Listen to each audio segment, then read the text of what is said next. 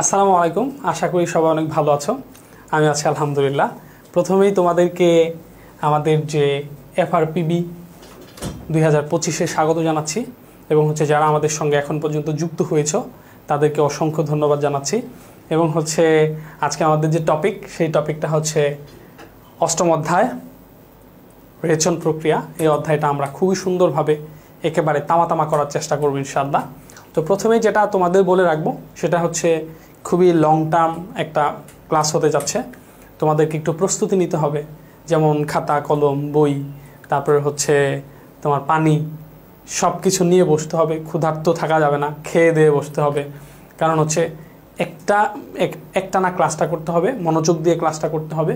এখানে একেবারে বেসিক থেকে সব কিছু আলোচনা করা হবে। বেসিক প্রথমে আলোচনা করব, তারপরে তোমার সৃজনশীল প্রশ্ন কিভাবে আনসার করতে হবে, বোর্ড কোশ্চেনগুলো আমরা সলিউশন করার চেষ্টা করব এবং গুরুত্বপূর্ণ কিছু এমসিকিউ সলিউশন করার চেষ্টা করব। জাস্ট আজকের একটা ভিডিওতে তুমি সব কিছু পেয়ে যাবে। আশা করি তোমার ফাইনাল পরীক্ষার জন্য এতটুকু যথেষ্ট হয়ে যাবে। তো আজকে অধ্যায়টা যেটা সেটা রেচন প্রক্রিয়া। এটা একটা জিনিস মনে রাখতে হবে যে রেচন এটা যে পরীক্ষার মধ্যে আসছে এই জন্য পড়াটা তা না। এটা আমার জন্য, একটা মানুষকে সুস্থ থাকার জন্য এটা খুবই গুরুত্বপূর্ণ। তোমাকে সুস্থ থাকতে গেলে বেশি বেশি এটা সম্বন্ধে তোমাকে জানতে হবে। তুমি যদি না জানো তাহলে আমরা না জানার কারণে কিন্তু অনেক সময় অনেক জায়গায় আমরা অনেক ভুল করে ফেলি। সেক্ষেত্রে সেটা আমাদের পরবর্তীতে মারাত্মকভাবে ভোগান্তির শিকার হতে হয়। তো প্রথমে যেটা বলে রাখবো সেটা যেহেতু তোমাদের টেস্ট পরীক্ষা এখনও শুরু হয় নাই, সামনে টেস্ট পরীক্ষা হবে, পড়াশোনা হবে, প্রস্তুতি হবে। টেস্ট পরীক্ষার পরে প্রায় আরও 2 মাস বা 1.5 মাস বা অনেক ক্ষেত্রে 2 মাস 2.5 মাস বা এবার যে পরীক্ষা হয়তো আরও একটু পিছিয়ে দিতে পারে। তো সেক্ষেত্রে তুমি কিন্তু একটা ভালো সময় পাচ্ছ। তো অনেকেরই চিন্তা ভাবনা আছে যে আমি তো এত বেশি সময় পাচ্ছি না, বা এখন পড়লে কি ভালো করা সম্ভব। আমি তোমাদের বলে রাখবো যে অবশ্যই ভালো করা সম্ভব। তোমার কাছে এখনও অনেক সময়, ভাই 3 মাস সময়, এটা অনেক। তুমি জাস্ট তোমার ফুল সময়টা তুমি এখন সব কিছু বাদ দিয়ে পড়ালেখায় ফোকাস করো। তোমাদের আমি কথা দিয়ে রাখতেছি, অবশ্যই A+ পাও তোমার জন্য সম্ভব। তুমি যদি যত দুর্বলই হও, তুমি যদি যত দূর ধরো এমন একটা স্টুডেন্ট তুমি যে টেস্ট পরীক্ষাতে তুমি 4টা সাবজেক্টে ফেল করছো, তবুও তোমার জন্য A+ পাওয়া সম্ভব। যদি তুমি চেষ্টা করো, তুমি যদি পরিশ্রম করো, অবশ্যই সম্ভব। শুধু এতটুকু বলে রাখবো। আমি যাকে আইডল মনে করি, যার ক্লাসগুলো ফলো করি, রিফাত স্যার, সে টেস্ট পরীক্ষায় 6 সাবজেক্টে ফেল করছিল। আর আমি তাকে আইডল মনে করি, কারণ সে ছিল প্রধান শিক্ষকের ছেলে। টেস্ট পরীক্ষার রেজাল্টে 6 সাবজেক্টে ফেল। পরে প্রধান শিক্ষক টিচারদের মিটিংয়ে রিকোয়েস্ট করতেছে, স্যার আমি আপনাদের রিকোয়েস্ট করবো আমার ছেলেটাকে যেন এসএসসি পরীক্ষা দেওয়ার সুযোগ দেওয়া হয়। তো হেড স্যার যদি রিকোয়েস্ট করে, এই রিকোয়েস্ট ফেলেকে তাকে সুযোগ দেওয়া হলো। পরে রিফাত স্যার তার নিজের গল্প, যে আমার কাছে মনে হলো যে আমি পারবো, একটু পড়াশোনা করি, দেন পড়াশোনা শুরু। ওই ছেলে এসএসসিতে, তখন তো জিপিএস সিস্টেম ছিল না, এ গ্রেড পাইলো। ইন্টারমিডিয়েটে যে A+ পাইলো। তারপর ঢাকা ইউনিভার্সিটিতে যা কেমিস্ট্রিতে চান্স পাইলো। এটা কেউই চিন্তা করতে পারে নাই যে রিফাত ঢাকা ইউনিভার্সিটির কেমিস্ট্রিতে পড়বে, কিন্তু এটা তার দ্বারা সম্ভব হয়েছে। শুধু চেষ্টা, তোমার দ্বারা সম্ভব ইনশাআল্লাহ। তো অধ্যায়টা আমরা শুরু করতে যাচ্ছি। তাহলে আমাদের যে প্রথম টপিক সেটা হলো,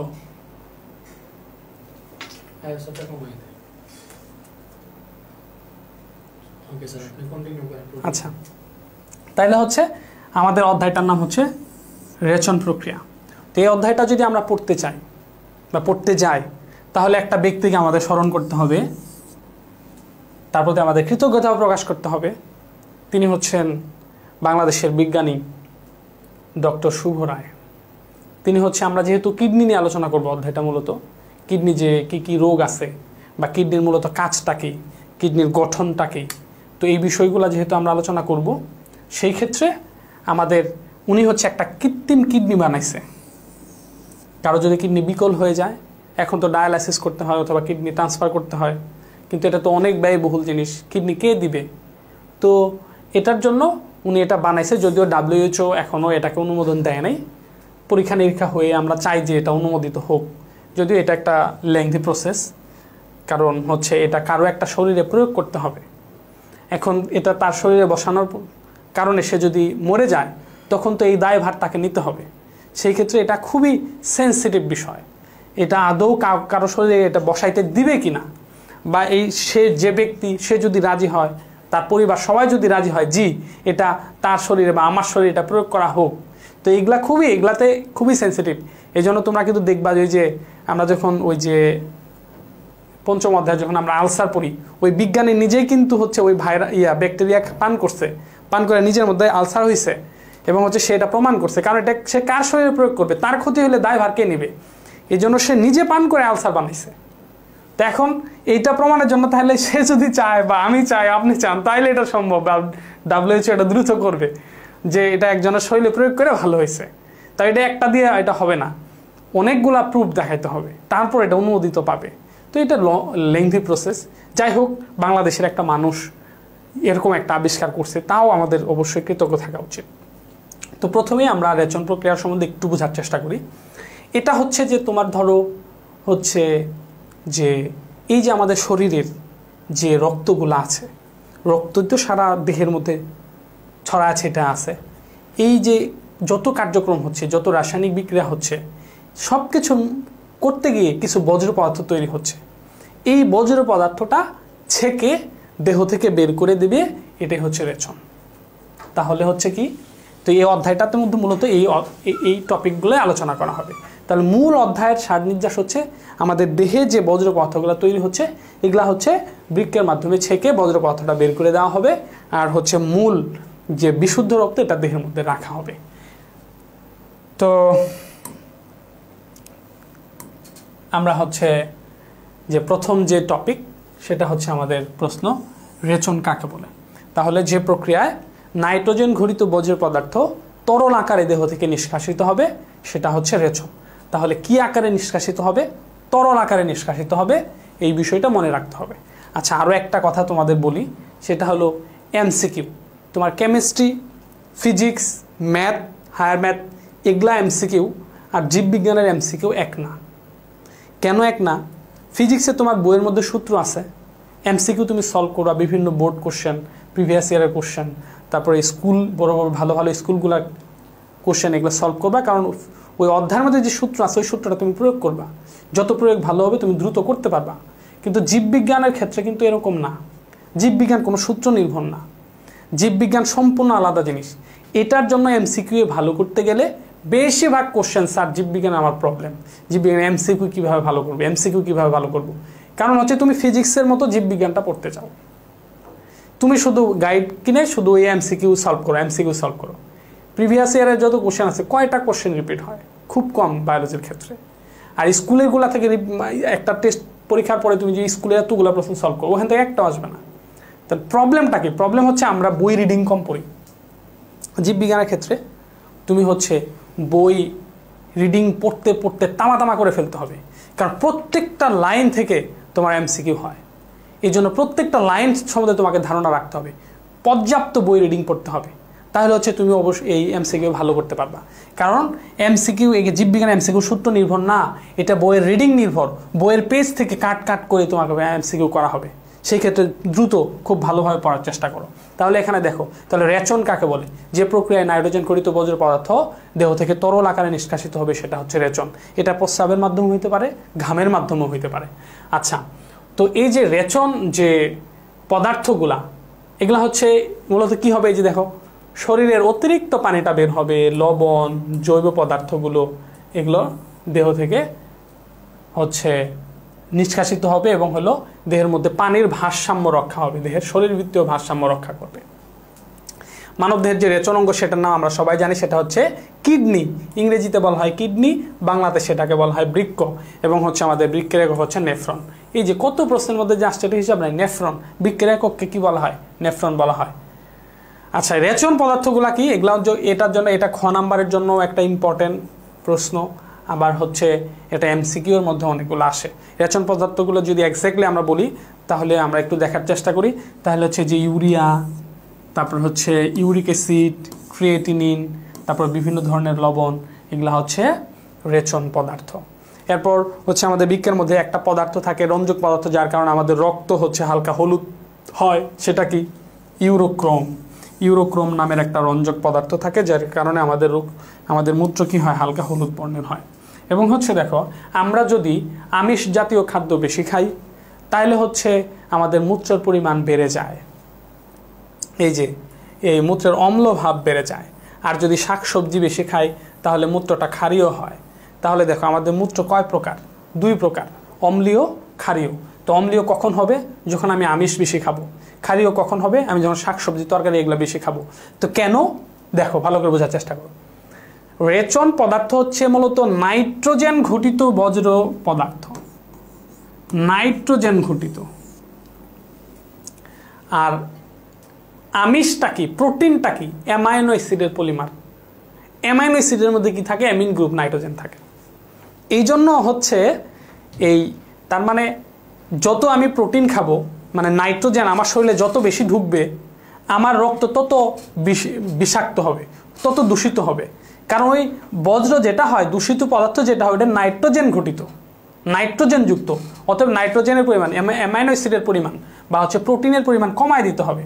তার মানে অম্লীয় মূত্র যেটা, এটা আমার শরীরের জন্য ভালো না। মূত্রের অম্লতা বৃদ্ধি পেলে এটা শরীরের জন্য ভালো না। এই অম্লতা কমাইতে হবে, শাকসবজি খেয়ে ক্ষারের মূত্রকে ক্ষারীয় করতে হবে। এখন অম্লীয় খাবার এখন আসে অনেক সময়, যে কোন খাবারটা ভালো, বা হচ্ছে কারো যদি কিডনিতে সমস্যা হয় সেই ক্ষেত্রে আমাকে কোন ধরনের খাদ্য খেতে হবে, নিচের কোন খাবারটি কিডনিতে সমস্যা হলে বর্জন করতে হবে। আমাকে দেখতে হবে আমিষ জাতীয় যেটা, সেটাকে বর্জন করতে হবে, আর যেটা হচ্ছে এই ক্ষারীয় সেটাকে গ্রহণ করতে হবে, শাকসবজি ফলমূল গ্রহণ করতে হবে। আর যেটা হচ্ছে অ্যামাইনো অ্যাসিড যুক্ত প্রোটিন, আমিষ, সেটাকে বর্জন করতে হবে। স্যার, এটাকে আমরা চাইলে হচ্ছে এটাকে একটু জুম করে ফেলবো, জুম করে আপনি এইভাবে পড়াইলে ওরা ভালো দেখবে আর কি। লাইক এটা তো শেষ না। আচ্ছা, জুম না করলে হোক, কারণ ওই পাশে একটু চিত্র আঁকতে হয় তো। স্যার এই যে এইভাবে আপনি চিত্র আঁকতে পারবেন যখন ইচ্ছা আর কি। আর ওদেরকে এটা বড় স্ক্রিনে যদি দেখান তাহলে ওইখানে ভালোভাবে দেখা যাবে আর কি, বুঝছেন?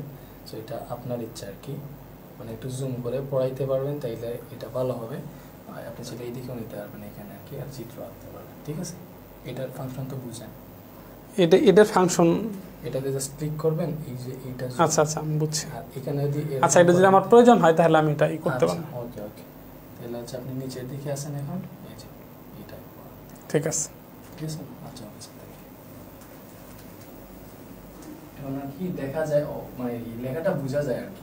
বুঝছি। Okay sir.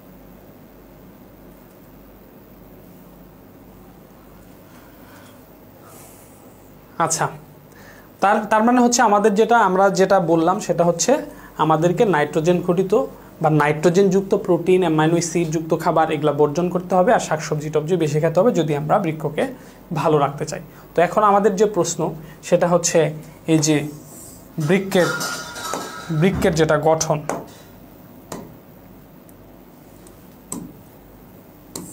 বৃক্ষের গঠন, তো এটা নিয়ে আরেকটু জিনিস বুঝতে হবে।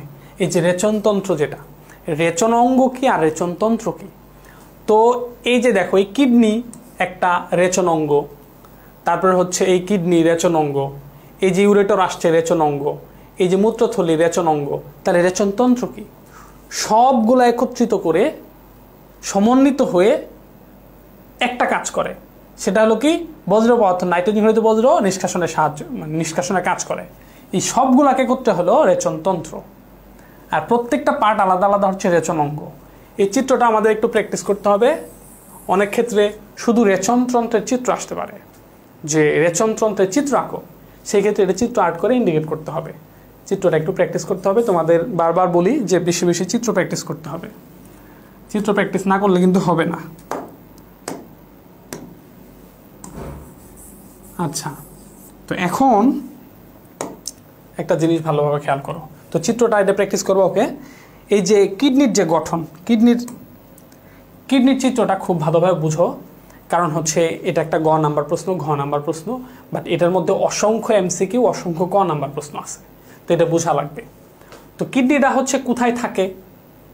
তা আমাদের এই যে উদর গহ্বরের নিচে ডান দিকে একটা, বাম দিকে একটা, অনেকটা পিঠের দিকে থাকে আর কি। মেরুদণ্ডের আশেপাশে থাকে। এবং হচ্ছে এই কিডনিটা অনেকটা দেখতে শিমের বীজের মতো হালকা লাল বর্ণের হয়। তারপর কিডনির যে প্রাচীর আছে এই প্রাচীরটাকে কি বলা হয়? ক্যাপসুল। তার মানে আবরণ, কিডনির চারপাশে যে আবরণ থাকে এটা ক্যাপসুল। আবরণের পরের যে অংশটা, এই যে এখান থেকে শুরু করে এখান পর্যন্ত যে অংশটা, এটা হচ্ছে কর্টেক্স। কর্টেক্সের পরে থাকে হচ্ছে এখান থেকে যে একটা হচ্ছে মেডুলা। মেডুলার মধ্যে হচ্ছে রেনাল পিরামিড থাকে কয়টা? 8 থেকে 10টা রেনাল পিরামিড থাকে। এরপরে যে রেনাল পিরামিডটা সরু লম্বা হয়ে এই যেটুকু পর্যন্ত গেছে এটাকে বলা হয় হচ্ছে প্যাপিলা। এই যে প্যাপিলা, এটা ইম্পর্টেন্ট জিনিস, এটা একটু মনে রাখতে হবে, অবশ্যই মনে রাখতে হবে। এবং হচ্ছে এই যে ইউরিনিফেরাস নালিকা। ইউরিনিফেরাস নালিকাটা আসলে কি? প্রতিটি বৃক্কের মধ্যে যত একটা বৃক্কের মধ্যে যত নালী থাকে, যেমন হচ্ছে এই যে আমরা নেফ্রনের ক্ষেত্রে যদি আমরা দেখি, এই যে গ্লোমেরুলাস থিওরি করে এগুলো সবগুলা কি নালিকা না? এই যে বৃক্কের মধ্যে যতগুলা নালিকা থাকে সবগুলা হচ্ছে ইউরিনিফেরাস নালিকা। ওকে, তাহলে হচ্ছে প্রথমে কি বৃক্কের যে আবরণ সেটা হচ্ছে কি? সেটা হচ্ছে ক্যাপসুল। ক্যাপসুলের পরে থাকবে হচ্ছে কর্টেক্স। কর্টেক্সের পরে হচ্ছে মেডুলা। আর মেডুলা যে প্রসারিত হয়ে পেলভিসের মধ্যে গেছে এটা হচ্ছে প্যাপিলা। আর ইউরিনিফেরাস নালিকা, একটা বৃক্কের মধ্যে যত নালী আছে এগুলো হচ্ছে ইউরিনিফেরাস নালিকা। তো আমাদের যেটা করতে হবে সেটা হলো চিত্রটা একটু আঁকা শিখতে হবে। এবং হচ্ছে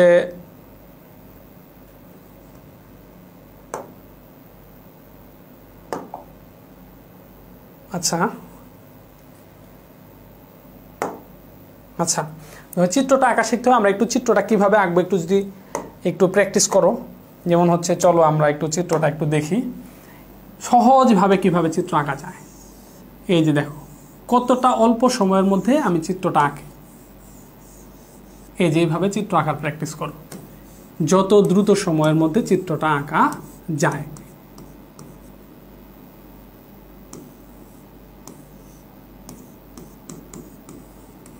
এই যে হয়ে গেছে। এখন হচ্ছে আমাকে ওই যে একটা নেফ্রন দিয়ে দিলাম, ব্যাস। তো এখন এই যে চিত্র আঁকা, ইন্ডিকেট করা, চিত্র সুন্দর হওয়া আবশ্যক না, বাট চিত্রটা যতটুকু ভালো করা যায় ইন্ডিকেটগুলো থাকা আবশ্যক। তো তাইলে হচ্ছে এরপর আমি ইন্ডিকেট করবো আমার মতো করে। এটা হচ্ছে আবরণ, তারপর হচ্ছে ক্যাপসুল, কর্টেক্স, মেডুলা, মেডুলার মধ্যে রেনাল পিরামিড, তারপরে পেলভিস। এই যে বৃক্কের যে অবতল অংশ, এই অবতল অংশের ভাঁজকে কি বলা হয়? হাইলাম বা হাইলাস বলা হয়। তো এই জিনিসগুলা খুব ভালোভাবে মাথায় রাখতে হবে। এগুলা এই যখন আমি আনসার করব, যখন আমার ঘ নাম্বারে আসলো, যখন আমি চিত্রটা আর্ট করলাম, তার মানে রিডিং আর পড়বে না, ওই চিত্র দেখে মার্ক দিয়ে দিবে যদি ইন্ডিকেটগুলো দেখবে ঠিক হয়েছে কিনা। আর যদি আমি চিত্র না দিই তখন সেই ক্ষেত্রে বা আমি যখন বর্ণনা লিখবো এই কথাগুলো আমাকে উল্লেখ করতে হবে যে সেখানে এই যে কর্টেক্স শব্দটা আছে কিনা, মেডুলা শব্দটা আছে কিনা, তারপর হচ্ছে রেনাল পিরামিডের সঙ্গে 8 থেকে 12টা এই সংখ্যাটা আছে কিনা, তারপরে প্যাপিলা শব্দটা আছে কিনা, তারপরে ইউনিফেরাস নালিকা এই শব্দটা আছে কিনা। মানে স্যার কি তোমাকে একটানা রিডিং পড়ার সময় আছে না, স্যার খাতার মধ্যে এক পলক চোখ বুলাবে, চোখ বুলায় দেখবে যে এই শব্দগুলো পায় কিনা। যদি এই শব্দগুলো থাকে 3 দিয়ে দিবে, যদি শব্দগুলো না থাকে আমজাম হাবিজাবি থাকে তাহলে কিন্তু মার্ক পাবে না। সুতরাং যখন একটা প্রশ্নে আনসার করবে এই জিনিসগুলো অবশ্যই খেয়াল রাখতে হবে। এটা হলো গেল বৃক্কের গঠন। এরপর আমাদের প্রশ্ন কি? সেটা হচ্ছে নেফ্রন। নেফ্রনের গঠন আমাদের পড়তে হবে। তো নেফ্রনের সংখ্যা কত? 10 থেকে 12 লক্ষ। এটা কিন্তু মনে রাখতে হবে যে নেফ্রন একটা বৃক্কের মধ্যে 10 থেকে 12 লক্ষ কি থাকে একটা বৃক্কের মধ্যে। তো মানুষের মধ্যে কিডনি কয়টা? মানুষের মধ্যে কিডনি হলো 2টা। তার মানে মানুষের মধ্যে নেফ্রনের সংখ্যা কিন্তু বেশি, 10 থেকে 12 লক্ষ না, 20 থেকে 24 লক্ষ। কারণ এটা কিসের হিসাব? একটা কিডনির হিসাব। এটা তোমাকে মনে রাখতে হবে যে এটা হলো একটা কিডনির হিসাব। আচ্ছা, তো এই নেফ্রনটাকে হচ্ছে 2টা ভাগে ভাগ করা হয়। এই যে নেফ্রনটা আমরা যদি দেখি তাহলে হচ্ছে এইটা আমরা আগের জিনিসটা মুছে ফেলি। ওকে, এই যে নেফ্রন যদি আমরা দেখি, নেফ্রন হচ্ছে মূলত 2টা ভাগে বিভক্ত। একটা হচ্ছে রেনাল কর্পাসল আর একটা হচ্ছে রেনাল টিউব। এই যে মাথা যেটা, এটা হচ্ছে রেনাল কর্পাসল। আর এই যে এখান থেকে শুরু করে এই যে এতটুকু পর্যন্ত এটা হচ্ছে রেনাল টিউব। তাহলে নেফ্রনের কয়টা অংশ? 2টা অংশ, মাথা এবং লেজ। মাথা হচ্ছে রেনাল কর্পাসল আর লেজ যেটা রেনাল টিউব। রেনাল কর্পাসলের মধ্যে 2টা অংশ, একটা হচ্ছে গ্লোমেরুলাস আর ব্রোমান্স ক্যাপসুল। এই যে যেমন আমি আগে একটু চিত্রটা একটু আঁকার চেষ্টা করি, দেখো তোমরা দেখো না চিত্রটা কিভাবে আঁকতে হয়। এই যে দিলাম, এই যে দিলাম, এই যে আসলো, এই যে এরপরে হচ্ছে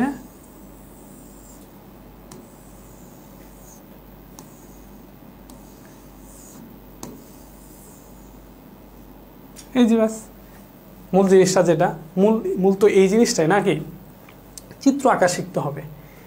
এই যে কৈশিক জালিকা দিয়ে দিলাম, তাহলে মূল জিনিসটা দেখো, এটা হলো মাথা, এই মাথার দুইটা অংশ, এই যে অংশটা এখান থেকে শুরু করে এটা হচ্ছে কি গ্লোমেরুলাস, এটা হচ্ছে বোমেন্স ক্যাপসুল, এই গ্লোমেরুলাস আর বোমেন্স ক্যাপসুল মিলে হচ্ছে রেনাল কর্পাসল। আচ্ছা, এখানে আরেকটা জিনিস দেখতে হবে, এই যে এটা দিয়ে রক্ত ভিতরে ঢুকতেছে, এটা দিয়ে রক্ত বের হচ্ছে, তারপর নাইট্রোজেন ঘটিত দূষিত রক্ত যেটা, সেটা হচ্ছে এটা দিয়ে ঢুকতেছে, ঢোকার পরে এই গ্লোমেরুলাস যেটা এটা ছাকতেছে, ছাকার পরে বজ্র পদার্থটা এই দিক দিয়ে যাচ্ছে, আর যে বিশুদ্ধ রক্ত যেটা থাকতেছে সেটা এই পথ দিয়ে যাইতেছে। এখানে এই চিত্রের মধ্যে এটা একটু বোঝা যায় না, বাট হচ্ছে আমি একটু বোঝানোর চেষ্টা করি, চিত্রটা আমি আর একটু সংশোধন করি, তাইলে হবে। এই যে দেখো, এখানে হালকা একটা সংশোধন আছে, কারণ এটা আমি প্রথমে দিতে পারতাম বাট দেই নাই, যাতে তোমাদের মনে থাকে। এই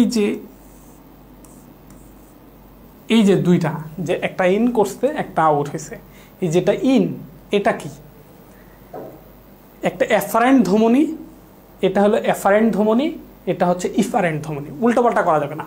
এটা হচ্ছে এফারেন্ট ধমনী, এটা হচ্ছে ইফারেন্ট ধমনী, এবং এফারেন্ট ধমনীটা হচ্ছে একটু মোটা, ইফারেন্ট ধমনীটা হচ্ছে একটু চিকন।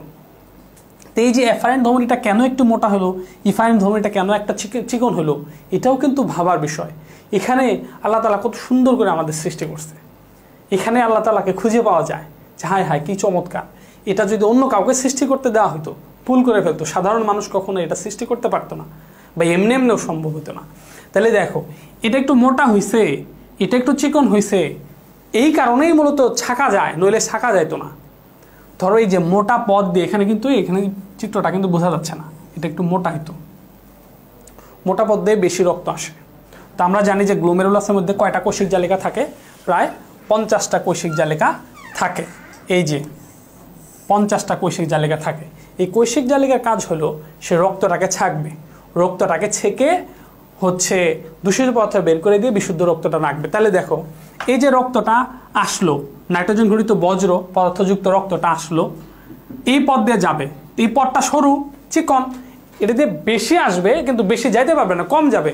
তার মানে কি, এখানে একটা প্রেশার ক্রিয়েট হবে, একটা চাপের সৃষ্টি হবে, কারণ বেশি আসতেছে, বেশি যাইতে পারতেছে না, কম যাইতেছে, এই যে একটা চাপ দিবে, এই চাপের ফলে মূলত নাইট্রোজেন ঘটিত বজ্রটা এই দিক দিয়ে বেরিয়ে যাবে। আচ্ছা, এরপরে হচ্ছে এই পথ দিয়ে চলে যাবে। এরপরে দেখো মজার কিছু কথা আছে, এই যে গ্লোমেরুলাস আসলো, এই যে এখান থেকে শুরু করে, এই যে আমি এটা একটু কালার চেঞ্জ করে দিই, এই যে এতটুক পর্যন্ত দেখো, এতটুকু পর্যন্ত মোটা, তোমরা যখন চিত্র আঁকো এটা মনে থাকে না, এই চিত্র এটা মনে রাখতে হবে যে এতটুকু পর্যন্ত মোটা। এই যে লুপম হ্যান্ডলি যেটা একটু চিকন হয়ে গেছে, এতটুকু পর্যন্ত চিকন, ইউ আকৃতির যেটা, এটা চিকন আবার এখানে মোটা হয়েছে। তো এই যে মোটা এসে আবার কেন চিকন হলো, এর কারণটা কি, এখানেও চমৎকার একটা আছে। তো এটার জন্য যেটা করতে হবে, আমি চিত্রটা একটু বড় করে রাখছি, এটা একটু ছোট করে রাখতে হবে। আমি এই চিত্রটা একটু মুছে ফেলি, মুছে আমি নতুন করে চিত্রটা একটু ছোট করে রাখি, কারণ এখান থেকে বোঝাতে সুবিধা হবে। তো হচ্ছে আচ্ছা,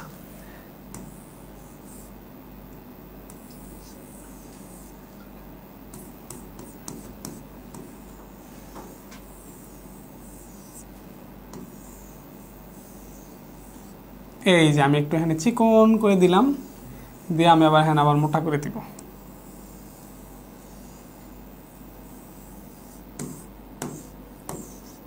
ওকে, এই যে এখন বুঝতে সুবিধা হবে।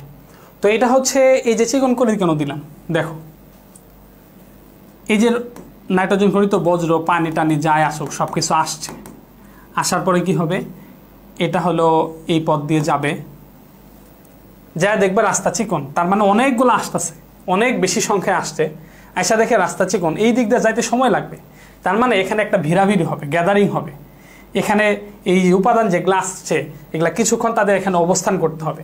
এর ফলে কি হবে, এই যে কিছুক্ষণ এখানে অপেক্ষা করবে, এর ফলে এই যে কথা ছিল যে শুধু নাইট্রোজেন ঘটিত বজ্র উপাদানগুলো আসবে, কিন্তু যেহেতু একসাথে আসছে, অনেকগুলো আসছে, হিরিকের সাথে কিছু প্রয়োজনীয় উপাদানও চলে আসছে, যেটা শরীরের জন্য প্রয়োজনীয় উপাদান গেলে তো ক্ষতি। এই জন্য কী হবে, এই যে কিছু যে অপ্রয়োজনীয় মানে প্রয়োজনীয় উপাদান যেগুলা হচ্ছে ভিড়াভিড়ির মধ্যে ভুলেই চলে আসছিল, এই যে এখানে রাস্তাটা সরু হওয়ার কারণে এখানে গ্যাদারিং হয়েছে, এখানে হচ্ছে প্রয়োজনীয় কিছু উপাদান, তখন এই যে প্রয়োজনীয় উপাদানগুলা এর যে প্রাচীর আছে এই প্রাচীর সেটাকে কি করবে, শুষে নিয়ে নেবে। তার মানে দেখো কত সুন্দর সিস্টেম, আল্লাহ তাআলা কত সুন্দর সিস্টেম করে আমাদের সৃষ্টি করছে যে কোনোভাবেই দেখো, যেমন ধরো অনেক সময় আমরা দেখি না অনেক বড় মিছিলের মধ্যে পদদলিত হয়ে মানুষ মারা গেছে, কিন্তু পদদলিত হয়ে মানুষকে মারা কথা ছিল না, সে পড়ে গেছে গা ভুলক্রমে, মিস্টেক। একসাথে তুমি যদি 1000 ইট কিনো দেখবা 3, 4টা 10টা 12টা ইট ভ্যাসকা মারা। তা তার মানে আমরা যা চাই আসলে এক্স্যাক্টলি তা পাই না। তুমি অনেকগুলা ধান কিনছো কিন্তু ধানের মধ্যে অসংখ্য চিটা বেরোইছে, অনেকগুলা চাল কিনছো কিছু কিছু চালের মধ্যে কুড়া বেরোইছে। এরকম কথা ছিল যে গ্লোমেরুলাস ভেদ কইরা শুধু বজ্র পদার্থটাই যাবে, কিন্তু আসলে কিছু প্রয়োজনীয় উপাদানও চলে গেছে। তো সেটাকে কি করতে হবে, দেহকে আবার শুষে নিতে হবে। এই জন্য আল্লাহ তাআলা এই পথটা চিকন করে দিছে, যাতে এই পদার্থ যাইতে গেলে এখানে একটু ভিড়াভিড়ি হয়, দেরিতে যায়, আর এই সুযোগে যেন আমাদের যে প্রাচীর এটা যেন এই বজ্র উপাদানগুলো আবার যে প্রয়োজনীয় উপাদানগুলো আবার যেন শুষে নেয়। এই যে সুন্দর একটা সিস্টেম। তাইলে হচ্ছে এই যে নেফ্রন, যেটা নেফ্রন হচ্ছে রেনাল কর্পাসল আর হচ্ছে রেনাল টিউব। রেনাল টিউবের হচ্ছে 3টা অংশ, একটা হচ্ছে নিকটবর্তী নালিকা, হ্যানলির লুপ, দূরবর্তী নালিকা। হ্যানলির লুপটা একটু চিকন আর হচ্ছে সংগ্রাহক নালী। তো এই যে তার মানে একটা যে পদার্থ আসবে প্রয়োজনীয় উপাদান যেটা মানে রক্ত, নাইট্রোজেন ঘটিত রক্ত যেটা, সেটা এই পথ দিয়ে ঢুকবে, ঢুকার পরে এখানে ছাকার পরে হচ্ছে বিশুদ্ধ রক্তটা এই পথ দিয়ে চলে যাবে। আর যে বজ্র পদার্থ যেটা এটা নিকটবর্তী নালিকা দিয়ে, হ্যানলির লুপ দিয়ে, দূরবর্তী নালিকা সংগ্রাহক নালিকা দিয়ে যে প্যালভিস যাবে, প্যালভিস থেকে ইউরেটর দিয়ে এই যে আমরা যদি এই যে ইউরেটর দিয়ে এই যে মূত্রথলিতে জমা হবে। এবং হচ্ছে এই মূত্রথলি একটা রেঞ্জ আছে, ওই রেঞ্জ যখন ফিল আপ হবে তখন হচ্ছে আমরা চাপ মানে স্যার প্রস্রাব করে ক্লাসের মধ্যে স্যার 2 নাম্বার। তো এই যে যখন এই যে মূত্রথলিটা যখন ভরে যাবে তখনই আমাদের প্রস্রাব বেগ চাপবে। এই জন্য অনেকের স্বভাব আছে, বিশেষ করে মেয়েদের এই স্বভাবটা থেকে বর্জন করতে হবে। মানে যখনই ফিল হবে যে আমাকে প্রস্রাব করতে হবে, গিয়ে প্রস্রাব করবে, নইলে হচ্ছে এটা কিন্তু কিডনিতে প্রেশার মানে কিডনির সমস্যা হতে পারে। তো সেই ক্ষেত্রে যে কোনোভাবেই হোক প্রস্রাবের চাপ পাওয়া মাত্র আমাকে প্রস্রাব করতে হবে। এই জন্য যদিও অনেক সময় আমাদের একটু হয় প্রয়োজন, যেমন বাসের মধ্যে, ট্রেনের মধ্যে বা এখানে পরিস্থিতি না, সেটা আলাদা বিষয়। এই জন্য আল্লাহ তাআলা কি করছে, এই যে প্রস্তাবটা যেন আমরা চেপে ধরে রাখতে পারি ওটার একটা ক্ষমতাও দেওয়া হয়েছে। তো এটা কিন্তু এই জন্যই দিছে, তবে এই জন্য না যে আমার ক্ষমতা দিছে এই জন্য আমি সবসময় এটা প্রয়োগ করবো, বিষয়টা এরকম না। সুযোগ সুবিধা মতো যতটা সম্ভব আমাদের চেষ্টা করতে হবে। আচ্ছা, তো এই গেল নেফ্রনের গঠন। এখানে দেখো তার মানে 2টা এখানে গঠন আছে, একটা হচ্ছে বৃক্কের গঠন আর একটা হচ্ছে নেফ্রনের গঠন। বৃক্কের গঠন আর নেফ্রনের গঠন দুইটাকে আমাদের সেপারেট করা শিখতে হবে, যে কোনটা বৃক্কের গঠন কোনটা নেফ্রনের গঠন। যদি বলে যে রেচনতন্ত্রের একটা অঙ্গ রেচন অঙ্গ, তাইলে বুঝতে হবে সেটা বৃক্ক। আর যদি বলে রেচন অঙ্গের একক, যদি একক কথাটা উল্লেখ থাকে এবং হচ্ছে মূল ছাকার কাজটা যে করে, তাইলে হচ্ছে নেফ্রন। এটাকে কিন্তু আমাদের একটু ডিফারেন্ট করা শিখতে হবে, যে রেফ্রন বলছে, নেফ্রন বলছে, না বৃক্ক বলছে, কোনটা আঁকবো। ওকে, এখন যেটা এই যে চিত্রটা দেখতেছো, এটা এতক্ষণ আমি যে কথাগুলো বলছি এগুলাই মূলত আছে। যে কি করবে, আচ্ছা এখানে মনে হয় আরেকটা জিনিস একটু বলা উচিত, সেটা হলো যে এইটা তোমরা দেখো, সেটা হলো এই যে রক্ত প্রবেশ করতেছে এটার নাম কি, রক্ত বের হচ্ছে এটার নাম কি। একটা হচ্ছে রেনাল ধমনী, একটা হচ্ছে রেনাল শিরা। যেটা দিয়ে রক্ত প্রবেশ করতেছে সেটা হলো ধমনী। কেন সেটা ধমনী? কারণ সেটা হৃৎপিণ্ড থেকে আসছে। রক্তটা কই থেকে আসছে? হৃৎপিণ্ড থেকে। এই নালীটা হলো হৃৎপিণ্ড থেকে আসছে। তো আমরা জানি হৃৎপিণ্ড থেকে যেটা বেরিয়ে যায় সেটার নাম কি? ধমনী। যেটা হৃৎপিণ্ড থেকে বেরিয়ে যায়, রক্ত যেই নালীর মাধ্যমে হৃৎপিণ্ড থেকে বেরিয়ে যায় সেটা হচ্ছে ধমনী, আর যেই নালীর মাধ্যমে রক্ত হৃৎপিণ্ডের মধ্যে প্রবেশ করে সেটা হচ্ছে শিরা। তাহলে যেটা প্রবেশ করে সেটা হচ্ছে শিরা, যেটা হৃৎপিণ্ড থেকে বেরিয়ে যায় সেটা হচ্ছে ধমনী। তাহলে এইটা কই থেকে আসছে? হৃৎপিণ্ড থেকে আসছে, অতএব এটা ধমনী। এটা এখন কই যাবে? রক্তটা ছাকলো, বিশুদ্ধ রক্ত এখন কই যাবে? আবার হৃৎপিণ্ডে যাবে, তাহলে এটা হলো শিরা। তাহলে যে রেনাল ধমনী, রেনাল শিরা, এটা উল্টাপাল্টা করা যাবে না। তারপরে এই যে এখানে কোনটা ইফারেন্ট কোনটা এফারেন্ট, উল্টাপাল্টা করা যাবে না। যেটা এফারেন্ট, এই যেটা দিয়ে রক্ত ঢুকতেছে, এখানে প্রবেশ করতেছে, এটা হলো এফারেন্ট। যেটা দিয়ে বের হচ্ছে এটা হচ্ছে ইফারেন্ট। মনে রাখবা আমরা যদি সরিয় সরা হিসাব করতে যাই তাহলে যে এফারেন্ট সরিয় মানে এই যে এটা কি সরিয় থেকেই তো আসছে, সরিয়টা আগে আর ইফারেন্ট রসইটা পরে, তার মানে এটা হলো আগে আর ওটা হলো পরে, এটা দিয়ে প্রবেশ করব ওটা দিয়ে বের হবে। তাহলে দেখো তোমাকে যদি বলে এই এফারেন্ট ধমনী যেটা আছে এফারেন্ট, এটা কি বিশুদ্ধ রক্ত বহন করছে না দূষিত রক্ত বহন করছে? এটা কিন্তু নাইট্রোজেন ঘটিত বজ্রযুক্ত রক্ত, দূষিত রক্ত এটাই আনছে। ছাকার পরে বিশুদ্ধ রক্তটা, তাহলে ইফারেন্ট ধমনী বিশুদ্ধ রক্ত নিয়ে যাচ্ছে আর এফারেন্ট ধমনী দূষিত রক্ত আনতেছে। তার মানে কনসেপ্ট যদি না বুঝো, বেসিক যদি না বুঝো, মানে ক্লিয়ার কাট একেবারে না বুঝে এমসিকিউ আনসার করতে পারবে না। কারণ এমসিকিউ তুমি ওই যে পুরা টেস্ট পেপার সলভ করে গেছো, টেস্ট পেপার দেখে তো সারা প্রশ্ন করবে না, প্রশ্ন বেসিক থেকে করবে, মূল জিনিস থেকে প্রশ্ন করবে, এই জন্য বুঝতে হবে। আচ্ছা দেখো, তাহলে আমরা দুইটা এটা যদি এটার কাজ যদি আমরা একটু এটার মূল এটা যে আসছে এটা আমি কখন বুঝবো? যদি বলে যে বৃক্কের কাজ, বৃক্ক কিভাবে কাজ করে, বৃক্কের কার্যপ্রণালী বা রেচনাঙ্গটা কিভাবে কাজ করে, রেচনাঙ্গের কার্যপ্রণালী, এই টাইপের যদি প্রশ্ন হয় তাহলে বুঝতে হবে যে আমাকে নেফ্রনের গঠন দেয় নাই, আমাকে এই যে এটা বেস আনসার করতে হবে, রক্তটা কোথায় থেকে কোথায় যাচ্ছে। তো এইটা বেস আমরা যদি এখান থেকেই আমরা চেষ্টা করি। তো প্রথমে যে নাইট্রোজেন ঘটিত বজ্রযুক্ত যে রক্তটা সেটা হলো এই ধমনী দিয়ে প্রবেশ করবে, রেনাল ধমনী দিয়ে বৃক্কের মধ্যে প্রবেশ করলো, করার পরে এটা বিভিন্ন শাখা প্রশাখা দিয়ে ভাগ হয়ে তো আমাদের কিডনির মধ্যে নেফ্রন আছে কি 10 থেকে 12 লক্ষ নেফ্রন, এই 10 থেকে 12 লক্ষ নেফ্রনের গ্লোমেরুলাসের মধ্যে ঢুকে যাবে। এফারেন্ট ধমনী দিয়ে নাইট্রোজেন ঘটিত বজ্রযুক্ত রক্ত গ্লোমেরুলাসের মধ্যে ঢুকবে, গ্লোমেরুলাস সেটাকে ছাকবে, ছাকার পরে বিশুদ্ধ রক্তটা এফারেন্ট ধমনী দিয়ে বের করে দেবে। আর যে বজ্র পদার্থ আছে এটা হচ্ছে রেনাল কর্পাসল, এই এই যে বোমেন্স ক্যাপসুল দিয়ে নিকটবর্তী নালিকা দিয়ে লুপ অফ হ্যানলি দিয়ে দূরবর্তী নালিকা দিয়ে এটা হচ্ছে পেলভিসের মধ্যে যাবে, ইউরোটার দিয়ে বের হয়ে যাবে। এই যেটা হচ্ছে বৃক্কের কাজ বা কার্যপ্রণালী। আচ্ছা এখানে তো আশা করি তোমরা মোটামুটি এই বিষয়ের টপিকটা বুঝতে পারতেছো। এখান থেকে আরেকটা জিনিস আসে, অনেক সময় এটা আসে যে আলট্রাফিল্টেড, এইটা কি আলট্রাফিল্টেডটা কি?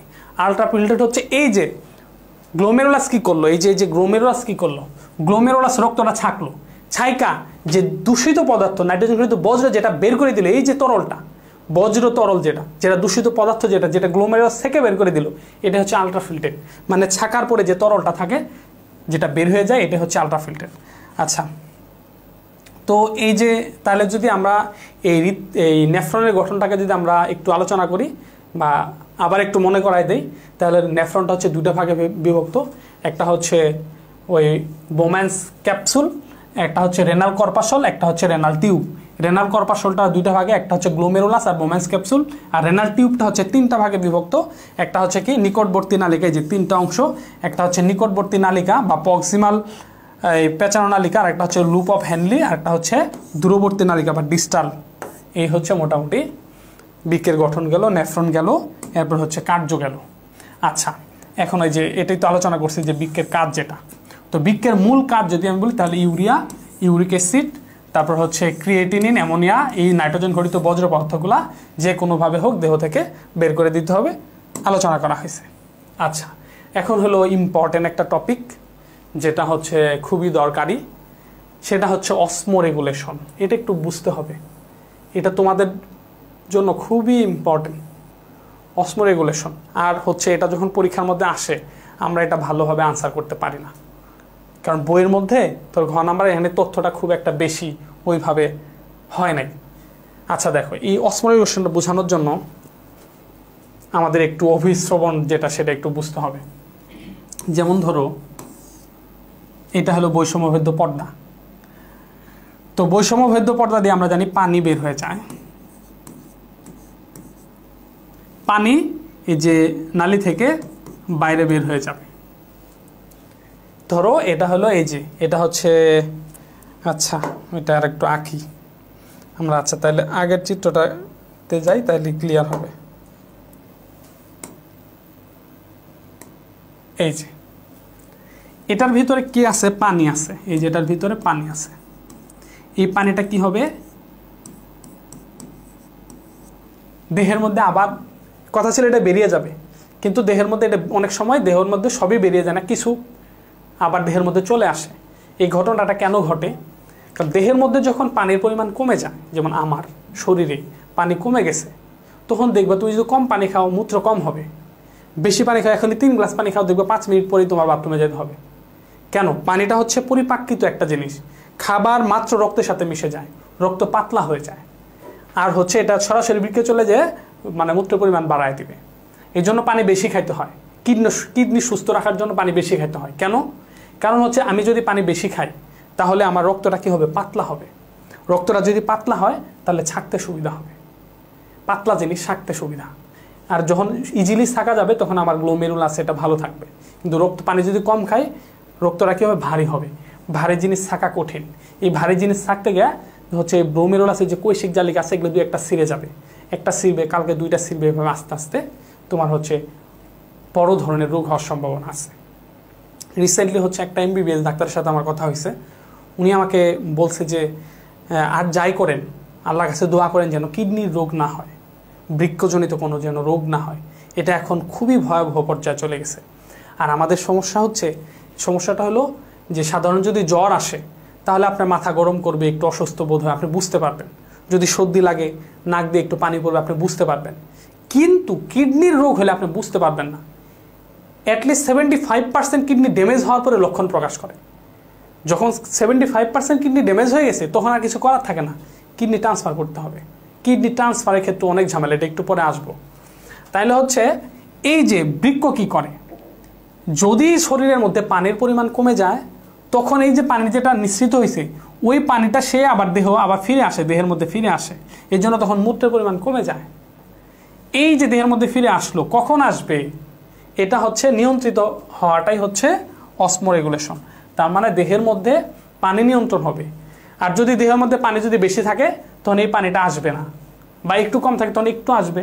তার মানে এই টোটাল যে দেহের মধ্যে পানির যে ভারসাম্য রক্ষার যে প্রক্রিয়া, এটাকে বলা হয় হচ্ছে অসমোরেগুলেশন। আচ্ছা, তো এই অসমোরেগুলেশনের মধ্যে যে শুধু পানির ভারসাম্য রক্ষা হবে তা না, এখানে লবণের পরিমাণ বা ঘনত্ব এটারও ভারসাম্য রক্ষা হবে। তার মানে আমরা বলতে পারি যে প্রক্রিয়ায় দেহের মধ্যে পানি এবং খনিজ লবণের ভারসাম্য রক্ষা হয় এই প্রক্রিয়াটাকে বলা হয় অসমোরেগুলেশন। তো অসমোরেগুলেশন হচ্ছে 2ভাবে আমাদের সাহায্য করে। একটা হলো দেহের মধ্যে পানি যদি কমে যায় তাহলে সে কী করবে? দেহের পানি ধরে রাখবে বা পানিটা আবার শুষে নিবে, যেটা বের হওয়ার কথা ছিল। অথবা দেহের মধ্যে পানি যদি বেড়ে যায় তখন হচ্ছে অসমোরেগুলেশন একটা চাপ প্রয়োগ করবে যেন পানি বের না হয়। মানে দেহের মধ্যে পানি লাগবে, এই পানি লাগবে না, পানি দিয়ে দাও, বের করে দাও। মানে ওই যে পানিটা যে বের হয়ে আসছিল এইদিকে যে পানিটা বের হয়ে আসছিল, যখন দেহের মধ্যে পানি বেশি হয়ে গেছে তখন সে পানিটা নিবে না। এই যে নিয়ন্ত্রণ, আমার যখন পানি নাই তখন ওখান থেকে পানিটা নিব, যখন আমার পানি আছে তখন আর পানিটা নিব না, এই যে নিয়ন্ত্রণ, এটাই হচ্ছে অসমোরেগুলেশন। আচ্ছা, আরেকটা হচ্ছে কি বৃক্কের পাথর। বৃক্কের পাথরটাও হচ্ছে খুবই ইম্পর্টেন্ট, এটা মনে রাখা লাগবে। আমি কখন বুঝবো যে বৃক্কে পাথর হয়েছে, এটার লক্ষণগুলা কি? কিডনির মধ্যে ব্যথা হবে, প্রস্রাবের সমস্যা হবে, এগুলো হচ্ছে মোটামুটি উল্লেখযোগ্য লক্ষণ। এরপর হচ্ছে শরীর ফুলে যাবে, তারপরে কি হবে? প্রস্রাবের সাথে অতিরিক্ত প্রোটিন যাবে, তারপরে অনেক সময় রক্ত মিশ্রিত প্রস্রাব হতে পারে, প্রস্রাবে জ্বালা পোড়া হবে, ঘন ঘন প্রস্রাব হবে। আমাকে অনেকটা হকারের মতো মনে হচ্ছে, অনেকটা হকারগুলা কিন্তু এরকম পড়ে, এই ঘন ঘন প্রস্রাব, তারপর জ্বালা পোড়া, কোনো সমস্যা নাই, একটা ডোজ নেবেন। এই ডোজ কিন্তু আমরা দিচ্ছি, এই ডোজ দিচ্ছি, ঠিক আছে? এক ফাইলই যথেষ্ট। হ্যাঁ, কোম্পানির প্রচারের জন্য শুধুমাত্র 1590 টাকা এক ফাইলই যথেষ্ট। তুমি রেদওয়ান স্যারের কথা শুনবা, আমার কথা শুনবা, আর যারা স্যার আছে ইনস্ট্রাকশন শুনবা, আজকের দিনের পর থেকে শুনবা। তুমি যদি A+ না পাও, আল্লাহ যদি তোমার ভাগ্যে A+ না লেখে থাকে, তবুও তুমি A+ পাবা। কারণ মানুষের চেষ্টায় আল্লাহ ভাগ্য পরিবর্তন করে। কোরআনের একটা স্পষ্ট আয়াত আছে যে আমি ততক্ষণ পর্যন্ত মানুষের ভাগ্য পরিবর্তন করি না যতক্ষণ না চেষ্টা করে। মানে কি? চেষ্টা করে ভাগ্য পরিবর্তন করা যায়। তোমার খাতা আছে A+ নাই, কিন্তু তুমি A+ পাবা চেষ্টায়।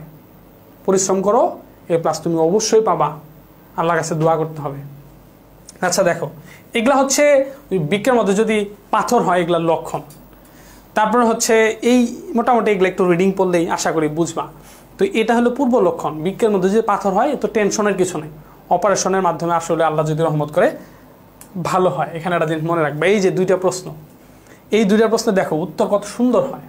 এই যে অসমোরেগুলেশনের যদি প্রশ্ন, তুমি কিন্তু কিভাবে আনসার করতা, এখন দেখো তোমার মাইন্ড সেট আপ চেঞ্জ। এই যে উত্তরটা দেখো, অসমোরেগুলেশন কি, খ নাম্বারের প্রশ্ন হইতে পারে বা কাকে বলে প্রশ্ন হইতে পারে। অসমোরেগুলেশনের বৃক্কের মধ্যে অসমোরেগুলেশনের ক্ষেত্রে বৃক্কের ভূমিকা আলোচনা করো, অথবা হচ্ছে বৃক্ক কিভাবে পানির ভারসাম্য রক্ষা করে। তুমি এই উত্তরটা ভালো করে দেখো তো তোমার মাইন্ড সেট আপ চেঞ্জ হয়ে গেছে কিনা। দেখো তো এই উত্তরটা কত সুন্দর, এরকম একটা উত্তর দেখো তো। এটা হচ্ছে আমি আমার বই থেকে উত্তরটা দিছি, এটা এখান থেকে কপি করে দিয়েছি, কারণ এই প্রশ্নটা তুমি বই থেকে ভালোভাবে সবগুলো প্রশ্ন আনসার করা যায়, বাট এই প্রশ্নটা একটু মানে এটা যেহেতু বর্ণনামূলক প্রশ্ন, এখানে বিক্রিয়া নাই, চিত্র নাই, সেই ক্ষেত্রে তোমাকে সুন্দরভাবে উপস্থাপন করতে হবে। এই যে দুইটা অপশন, দুইটা মাধ্যমে, একটা হলো দেহের অতিরিক্ত পানি অপসারণ করার মাধ্যমে বৃক্ক হলো পানির ভারসাম্য রক্ষা করে, আর একটা হচ্ছে দেহের মধ্যে পানি পুনরায় শোষণ। তার মানে হচ্ছে দেহের মধ্যে পানি যদি বেড়ে যায় তাহলে সে পানি বের করে দিবে বৃক্ক, আর যদি দেহের মধ্যে পানি কমে যায় তে পানিটা আবার পুনরায় শোষণ করবে। এই যে দুইটা স্টেপে তোমরা এটা আনসার করবা। আচ্ছা, আরেকটা জিনিস, এই যে দেখো আরেকটা প্রশ্ন অনেক সময় আসে যে রেচন পদার্থ কিভাবে তৈরি হয়। এই যে রেচন পদার্থ, এইটা নিয়ে খুবই রেচন পদার্থ তৈরি হয় কোথায়, বৃক্কের মধ্যে দিয়ে দিবে না, দিয়ে দেওয়া যাবে না। রেচন পদার্থ বৃক্কে তৈরি হয় না, পদার্থ তৈরি হয়েছিল যকৃতে, বৃক্কের মধ্যে নয়, মনে রাখবা। তো এই যে urea, uric acid, creatinine, nitrogen রহিত বজ্রগুলো, এগুলো তৈরি হয় কোথায়, যকৃতের মধ্যে, কলিজার মধ্যে তৈরি হয়। তাহলে বৃক্কের কাজ কি, বৃক্কের কাজ হলো এটা ছাকা, রক্ত জাস্ট রক্তের মধ্যে ছেঁকে সে শুধু বের করে দিবে, মনে রাখবা। আচ্ছা, তো এই যে ইউরিয়া, ইউরিক অ্যাসিড কিভাবে তৈরি হয়, বা প্রশ্ন যদি দেয় যে বৃক্কের মধ্যে নাইট্রোজেন ঘটিত বজ্র উপাদানটা কিভাবে তৈরি হয়, নাইট্রোজেন ঘটিত বজ্র বা ইউরিয়া, ইউরিক অ্যাসিড বা হচ্ছে বৃক্ক কিভাবে কাজ, মানে যে কিভাবে তৈরি হয় এই প্রক্রিয়া যদি দেয়, সেই ক্ষেত্রে তুমি এই যে কয়েকটা বিক্রিয়া আমি দিছি, এগুলো একটু মনে রাখবা, বিক্রিয়া দিয়ে একটু আনসার করবা, যদিও এটা তোমাদের জন্য লেস ইম্পর্টেন্ট, বা একটু জানা উচিত। যেমন এই যে আমরা যদি এই যে প্রোটিনযুক্ত খাবার যদি আমরা খাই, অ্যামাইনো অ্যাসিডযুক্ত খাবার, তো প্রোটিন খাইলে এটা আমার শরীরে অ্যামাইনো অ্যাসিড হয়ে যাবে। তো অ্যামাইনো অ্যাসিডটা কী হবে, ভেঙে কিটো অ্যাসিড হবে, আর এই যে একটা অ্যামিন গ্রুপ হবে। তো এই যে এই প্রক্রিয়াটাকে বলা হচ্ছে ডিঅ্যামিনেশন প্রক্রিয়া। তার মানে অ্যামাইনো অ্যাসিড যে প্রক্রিয়া ভাঙবে সেটা হচ্ছে ডিঅ্যামিনেশন প্রক্রিয়া। এখানে যে NH2 হয়েছে, এটা হচ্ছে এই যে হাইড্রোজেনের সাথে, এটা একটু এই যে এর সাথে হাইড্রোজেন আরও একটা আয়ন যুক্ত হয়ে NH3 অ্যামোনিয়া হবে। এই অ্যামোনিয়া কি করবে, আবার কার্বন ডাইঅক্সাইডের সাথে বিক্রিয়া করে যে ইউরিয়া তৈরি করবে। এটা অনেক সময় পরীক্ষার মধ্যে ক নাম্বারে দেয় যে ইউরিয়ার সংকেত লেখো, তাহলে এই যে ইউরিয়ার সংকেত ভালোভাবে মনে রাখবা। আচ্ছা, তাহলে এই যে এইভাবে এই যে তিনটা বিক্রিয়া, এই তিনটা বিক্রিয়ার মাধ্যমে হচ্ছে আমার নাইট্রোজেন ঘটিত বজ্র যেটা সেটা তৈরি হচ্ছে। তো এটা কিভাবে হলো, জাস্ট এই যে দেখো, এই তিনটা বিক্রিয়া খুব ভালোভাবে একটু মনে রাখবা। যে অ্যামাইনো অ্যাসিড, এই তিনটা বিক্রিয়া দিয়ে বর্ণনাটা দিবা। যে অ্যামাইনো অ্যাসিড ডিঅ্যামিনেশন প্রক্রিয়া ভেঙে কিটো অ্যাসিড হচ্ছে, আর হচ্ছে এই যে NH2 হয়, NH2 আবার হাইড্রোজেনের সাথে যুক্ত হয়ে NH3 হয়, অ্যামোনিয়া হয়, তারপরে NH3 আবার কার্বন ডাইঅক্সাইডের সাথে বিক্রিয়া করে ইউরিয়া তৈরি করে এবং পানি তৈরি করে, ব্যাস। আচ্ছা, এখন আমাদের যেটা প্রশ্ন সেটা হচ্ছে, ধরো একজনের কি হয়েছে, যেমন হচ্ছে আমরা আগে কি পড়লাম, আমাদের বইয়ের থেকে আগে যেটা পড়লাম সেটা হলো এই যে অসমোরেগুলেশনে যে বৃক্কের ভূমিকা, আমরা সেটা পড়ছি। তো অসমোরেগুলেশনে তারপরে বৃক্কে পাথর, এটা পড়লাম। একজনের বৃক্ক পাথর হয়েছে বা বিকল হয়েছে, তাহলে যদি হয় তাহলে সেই ক্ষেত্রে আমাদের করণীয়টা কি। সো তোমরা তো হচ্ছে আমাদের FRBP 25 কোর্সের ক্লাসগুলো করতেছো, ওগুলো আমরা ফ্রি করে দিয়েছি। এইবার তোমাদের যদি ওই ক্লাসগুলো করলে তোমাদের কিন্তু হিউজ লেভেলের প্রিপারেশন হয়ে যেতেছে, তোমরা ভালো করে বুঝতেছো, পরীক্ষার হলে গেলেও ওই আউটপুটটা পাবা। বাট তোমার যদি মনে হয়, মানে তোমার মনে হয় বলতে কি, আমরা বলি আমাদের বেসিক টু প্রো কোর্স নামে আর একটা সিরিজ আছে, সবাই জানো। ওইটা হচ্ছে একদম বেসিক থেকে, লাইক যেটা তোমাদের জন্য মেইনলি দরকার, যেহেতু তোমরা এখন নতুন ক্লাস 9-এ ক্লাস 10-এ উঠছো, তো এসে 26-27 বেশ তোমরা। So basic to pro course মানে হচ্ছে এখানে আমরা ফার্স্টে ফুল বেসিক মানে ফুল বেসিকটা পড়ানো হবে, একদম একটা চ্যাপ্টারে যাবতীয় যা আছে। মনে করো তুমি ক্লাস মানে 9-এ উঠছো, কোনো কিছুই জানো না, ওই টাইপ থেকে শুরু করে basic, short question, CQ, MCQ, এটা হচ্ছে ডিরেক্ট, মানে এটা তোমাদের জন্য এসে 26-27 ব্যাচের জন্য এই কোর্সটা, ঠিক আছে। তো এখানে basic, short question, CQ, MCQ সবই হচ্ছে ডিটেলসে পাবা। তো তুমি মনে করো FRBP 25 কোর্সের এই গতি চ্যাপ্টার পড়তেছো, এটা 3 ঘন্টার একটা ক্লাস, বাট এই যে এই কোর্সটাতে গতি চ্যাপ্টার টাইম পড়াইছে মনে করো 7 থেকে 8 ঘন্টায়। তার মানে বুঝতেছো এখানে কি কি খাবার হয়েছে, কত ম্যাথ প্র্যাকটিস হয়েছে, বেসিক যা যা আছে সব কমপ্লিট হইতেছে, ঠিক আছে। সেইমভাবে কেমিস্ট্রিও, এরপরে হচ্ছে আমাদের বায়োলজিও আছে, তারপরে হচ্ছে আমাদের ম্যাথ, হায়ার ম্যাথ আছে, তারপরে হচ্ছে আমাদের ইংলিশ আছে। সো তোমাদের যতটুকু নিড এই সবগুলা কোর্সই আমাদের আছে। তো মনে করো তুমি আমাদের FRBP 25 কোর্সের ক্লাসগুলো দেখেই তুমি হাফ ইয়ারলি এক্সাম দিয়ে দিলা, বা তোমার সামনে যে এক্সাম দিয়ে দিতেছো, ঠিক আছে, বা এর এক্সামের আগেও যদি দেখো, মনে করো তোমার যদি মনে হয় যে না ভাই আমার আরেকটু বেশি ডিটেলসে জানা উচিত, এটা চ্যাপ্টার ভালোভাবে আমার এমনভাবে জানা উচিত যাতে আমি আরেকটা স্টুডেন্টকে পড়াইতে পারি, তো তুমি আমাদের ক্লাস দেখে বুঝতে পারতেছো যে আমরা ক্লাস কোয়ালিটি কেমন, কিভাবে পড়াইতেছি, বা এত সেমভাবে আগের বেচে যদি ওইভাবে পড়াই, তো তোমাদের বেচে তো আরও ডিটেলসে আরও সুন্দরভাবে পড়াইতেছি, স্বাভাবিক না? এবং এইগুলার ডেমো ক্লাস আছে, তা তুমি চাইলে দেখতেও পারো, অথবা আমি কমেন্টে লিঙ্ক দিয়ে দিব, ঠিক আছে, এগুলার ডেমো ক্লাস আছে। ওকে, এগুলো হচ্ছে ডেমো ক্লাস আছে, বা লিঙ্ক দিয়ে দিব, তুমি হচ্ছে দেখো, ঠিক আছে। তো এই কোর্সগুলোতে ভর্তি হয়ে যেতে পারো। আমার মনে হয় ভর্তি হওয়া উচিত, প্রত্যেকটা SSC 26 বা SSC 27 তোমাদের ভর্তি হওয়া উচিত, কারণ এইগুলাতে একদম বেসিক থেকে ফুল কমপ্লিট হবে। এবং এই যে কোর্সগুলোর প্রাইস দেখতেছো, এগুলো হচ্ছে শর্ট সিলেবাসের উপর। শর্ট সিলেবাসে মনে করো তোমাদের SSC 26-এর জন্য তো এটা ডিরেক্ট এইগুলাতে ভর্তি হয়ে গেলা। SSC 27 যারা, তোমরা ফার্স্টে এই কোর্সে ভর্তি হবা, হইলে তোমাদের শর্ট সিলেবাসে যতটা চ্যাপ্টার আছে সবগুলো কমপ্লিট হবে।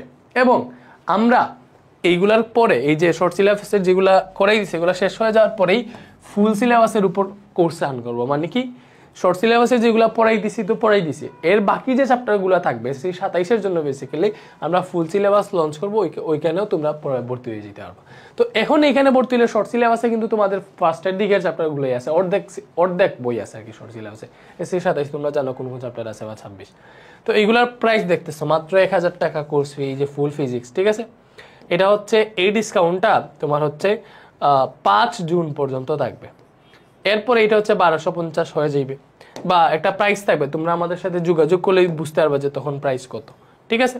ওকে, তো এরপরে হচ্ছে কেমিস্ট্রিও সেমভাবে আছে, এরপরে হচ্ছে বায়োলজিও আছে, এগুলাতে একদম ডিটেলসে পড়ানো হবে। তুমি যদি ফিজিক্স, কেমিস্ট্রি, বায়োলজি মানে PCB যেটাকে বলে ফুল একসাথে যদি কিনো, তাহলে 2790 টাকা দিয়ে কিনতে পারবো, ঠিক আছে। তো এই যে আছে, এবং এগুলা ক্লাস কেমন হবে ভাইয়া, এই যে প্রিমিয়াম রেকর্ডেড মানে কি, আমরা লাইভে নিতাম, মনে করো লাইভে নিলে ওইগুলো হচ্ছে একটু কমেন্ট পড়তে বা একটু কোয়ালিটি নষ্ট হয়, বাট রেকর্ডেড নিলে কম সময়ে বেশি জিনিস পড়ানো যায়, এবং রেকর্ডেডগুলো প্রিমিয়াম থাকে। এজন্য লাইভ তোমরা হচ্ছে এখানে আলাদা ডিসকাশন গ্রুপ পাইতেছো, যেখানে ডাউট সলভ করতে পারো, তোমাদের কোনো প্রশ্নে যদি ঝামেলা হয়, এক্সাম পাইতেছো, মনে হয় তুমি একটা প্রশ্ন বুঝতেছো না, তুমি আমাদের আলাদা গ্রুপ থাকবে, ডিসকাশন গ্রুপ, ওইখানে বুঝতে দিবে, বাবা এইটা বুঝতেছি না, বুঝিয়ে দিন, আমাদের টিচার প্যানেল রাখা আছে, ওরা তোমাদেরকে বুঝিয়ে দিবে, ঠিক আছে।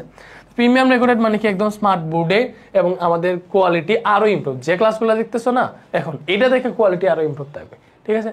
তো এগুলা পাবা। তো সেম ভাবে হচ্ছে সবগুলা কোর্স আছে, দেখো। এরপরে হচ্ছে এই যে ম্যাথ আর হায়ার ম্যাথ, এখানে যেগুলা ম্যাথ আর হায়ার ম্যাথের, এগুলো হচ্ছে তোমার প্রি রেকর্ডেড, মানে এগুলো হচ্ছে আগে থেকে রেকর্ড করে, এগুলাতে ভর্তি হয়ে গেলে এখন হচ্ছে সবগুলো চ্যাপ্টার পেয়ে যাবা, ঠিক আছে। ফিজিক্স, কেমিস্ট্রিতে অলরেডি 2টা করে চ্যাপ্টার শেষ হয়ে গেছে, বাকিগুলো শেষ হবে, ঠিক আছে। তো এগুলা প্রি রেকর্ডেড, এই যে এখানে তুমি দেখতে পারবে, এজন্য এগুলোর কোর্স ফি একটু কম, মানে এগুলো হচ্ছে আগে থেকে রেকর্ড করা, সো এগুলো তুমি কিনতে পারো। যদি এগুলার নতুন কোনো ভার্সন আসে, তুমি যদি এটাতে ভর্তি হয়ে থাকো, যদি নতুন কোনো ভার্সন আসে যে আমরা একদম নিউলি লঞ্চ করতেছি লাইভ ক্লাস, ঠিক আছে, কথার কথা, তাইলে হচ্ছে মনে করো ওইটার ফি থাকতে পারে 1250 টাকা, কথার কথা। তখন 790-এর সাথে কত যোগ করলে 1250 টাকা, মনে করো 300-400 টাকা, ওইটা পে করলে তুমি নতুনটারই অ্যাক্সেস পেয়ে যাবে, ঝামেলা নাই। বাট এটা কিন্তু সেরা একটা কোর্স, এখানে তুমি MCQ থান্ডার সিরিজ ফ্রি পাবা, ভালো করে বুঝো, MCQ থান্ডার সিরিজ ফ্রি পাবা। তো এখানে সব দেওয়া আছে, তুমি জাস্ট আমাদের সাথে যোগাযোগ করে আমাদের বেসিক 2 প্রো সিরিজের কোর্সে ভর্তি হওয়া উচিত। এখানে ভর্তি হলে তোমার 100% যদি বেশি কোনো বস্তু থাকে ওইটা হয়ে যাবে। এরপরে আমাদের ইংলিশ কোর্স আছে, ইংলিশ ফার্স্ট অ্যান্ড সেকেন্ড দুইটা মিলে হচ্ছে 1250 টাকা। এটা হচ্ছে ডিসকাউন্ট প্রাইস, ডিসকাউন্ট না থাকলে হয়তো প্রাইসটা একটু বাড়তে পারে, তুমি আমাদের সাথে যোগাযোগ করো, আমাদের সবগুলা কোর্সই কিন্তু আছে। তো এরপরে দেখো আমাদের এই যে তুমি যদি সবগুলা course physics, chemistry, biology, math, higher math, English সবগুলো একসাথে কিনো, তাহলে এই যে আমাদের ডিসকাউন্ট প্রাইস হচ্ছে 5490 টাকা, এটা 5 জুন পর্যন্ত থাকবে, এরপরে বাড়বে আর কি। সো তোমরা হচ্ছে তখন যোগাযোগ করো, যেই প্রাইস থাকবে ওই প্রাইসে ভর্তি হয়ে যেতে পারবা, ঠিক আছে। তো এই হোয়াটসঅ্যাপে ভাইয়া জাস্ট এই হোয়াটসঅ্যাপে যোগাযোগ করলে দেখো তোমার ফুল প্রিপারেশন কিন্তু এগুলোতে হয়ে যাবে, এগুলো basic 2 pro course. Basic to pro কোর্সের ক্লাস কীরকম হয় মানে এগুলা থেকে মানে 3x বেটার, ঠিক আছে, 3x প্রিমিয়াম। সো এই যে ভর্তি হয়ে যেতে পারো, জাস্ট এই হোয়াটসঅ্যাপে একটা মেসেজ দাও, মেসেজ দিলে আমাদের অ্যাডমিনটা তোমাদেরকে সব বুঝিয়ে দিবে। তো এটা মনে করো তোমাদের মানে যাদের বেসিক টু প্রো কোর্স প্রয়োজন তোমাদের জন্য এই মার্কেটিংটা। তো এখন তোমরা হচ্ছে ক্লাসের বাকিটুকু কমপ্লিট করো। আল্লাহ হাফেজ। সো তোমরা তো হচ্ছে আমাদের FRBP 25 কোর্সের ক্লাসগুলো করতেছো, ওগুলো আমরা ফ্রি করে দিয়েছি।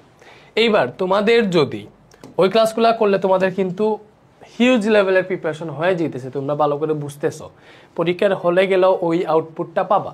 বাট তোমার যদি মনে হয় মানে তোমার মনে হয় বলতে কি আমরা বলি আমাদের বেসিক টু প্রো কোর্স নামে আর একটা সিরিজ আছে, সবাই জানো ওইটা হচ্ছে একদম বেসিক থেকে, লাইক যেটা তোমাদের জন্য মেইনলি দরকার যেহেতু তোমরা এখন নতুন ক্লাস 9-এ ক্লাস 10-এ উঠছো। তো এসে 26-27 বেশ তোমরা। So basic to pro course মানে হচ্ছে এখানে আমরা ফার্স্টে ফুল বেসিক মানে ফুল বেসিকটা পড়ানো হবে, একদম একটা চ্যাপ্টারে যাবতীয় যা আছে। মনে করো তুমি ক্লাস মানে 9-এ উঠছো, কোনো কিছুই জানো না, ওই টাইপ থেকে শুরু করে basic, short question, CQ, MCQ, এটা হচ্ছে ডিরেক্ট মানে এটা তোমাদের জন্য এসে 26-27 ব্যাচের জন্য এই কোর্সটা, ঠিক আছে। তো এখানে basic, short question, CQ, MCQ সবই হচ্ছে ডিটেলসে পাবা। তুমি মনে করো FRBP 25 কোর্সের এই গতি চ্যাপ্টার পড়তেছো, এটা 3 ঘন্টার একটা ক্লাস, বাট এই কোর্সটাতে গতি চ্যাপ্টার টাইম পড়াইছে মনে করো 7 থেকে 8 ঘন্টায়। তার মানে বুঝতেছো এখানে কি কি খাবার হয়েছে, কত ম্যাথ প্র্যাকটিস হয়েছে, বেসিক যা যা আছে সব কমপ্লিট হইতেছে, ঠিক আছে। সেইমভাবে কেমিস্ট্রিও, এরপরে হচ্ছে আমাদের বায়োলজিও আছে, তারপরে হচ্ছে আমাদের ম্যাথ, হায়ার ম্যাথ আছে, তারপরে হচ্ছে আমাদের ইংলিশ আছে। সো তোমাদের যতটুকু নিড এই সবগুলা কোর্সই আমাদের আছে।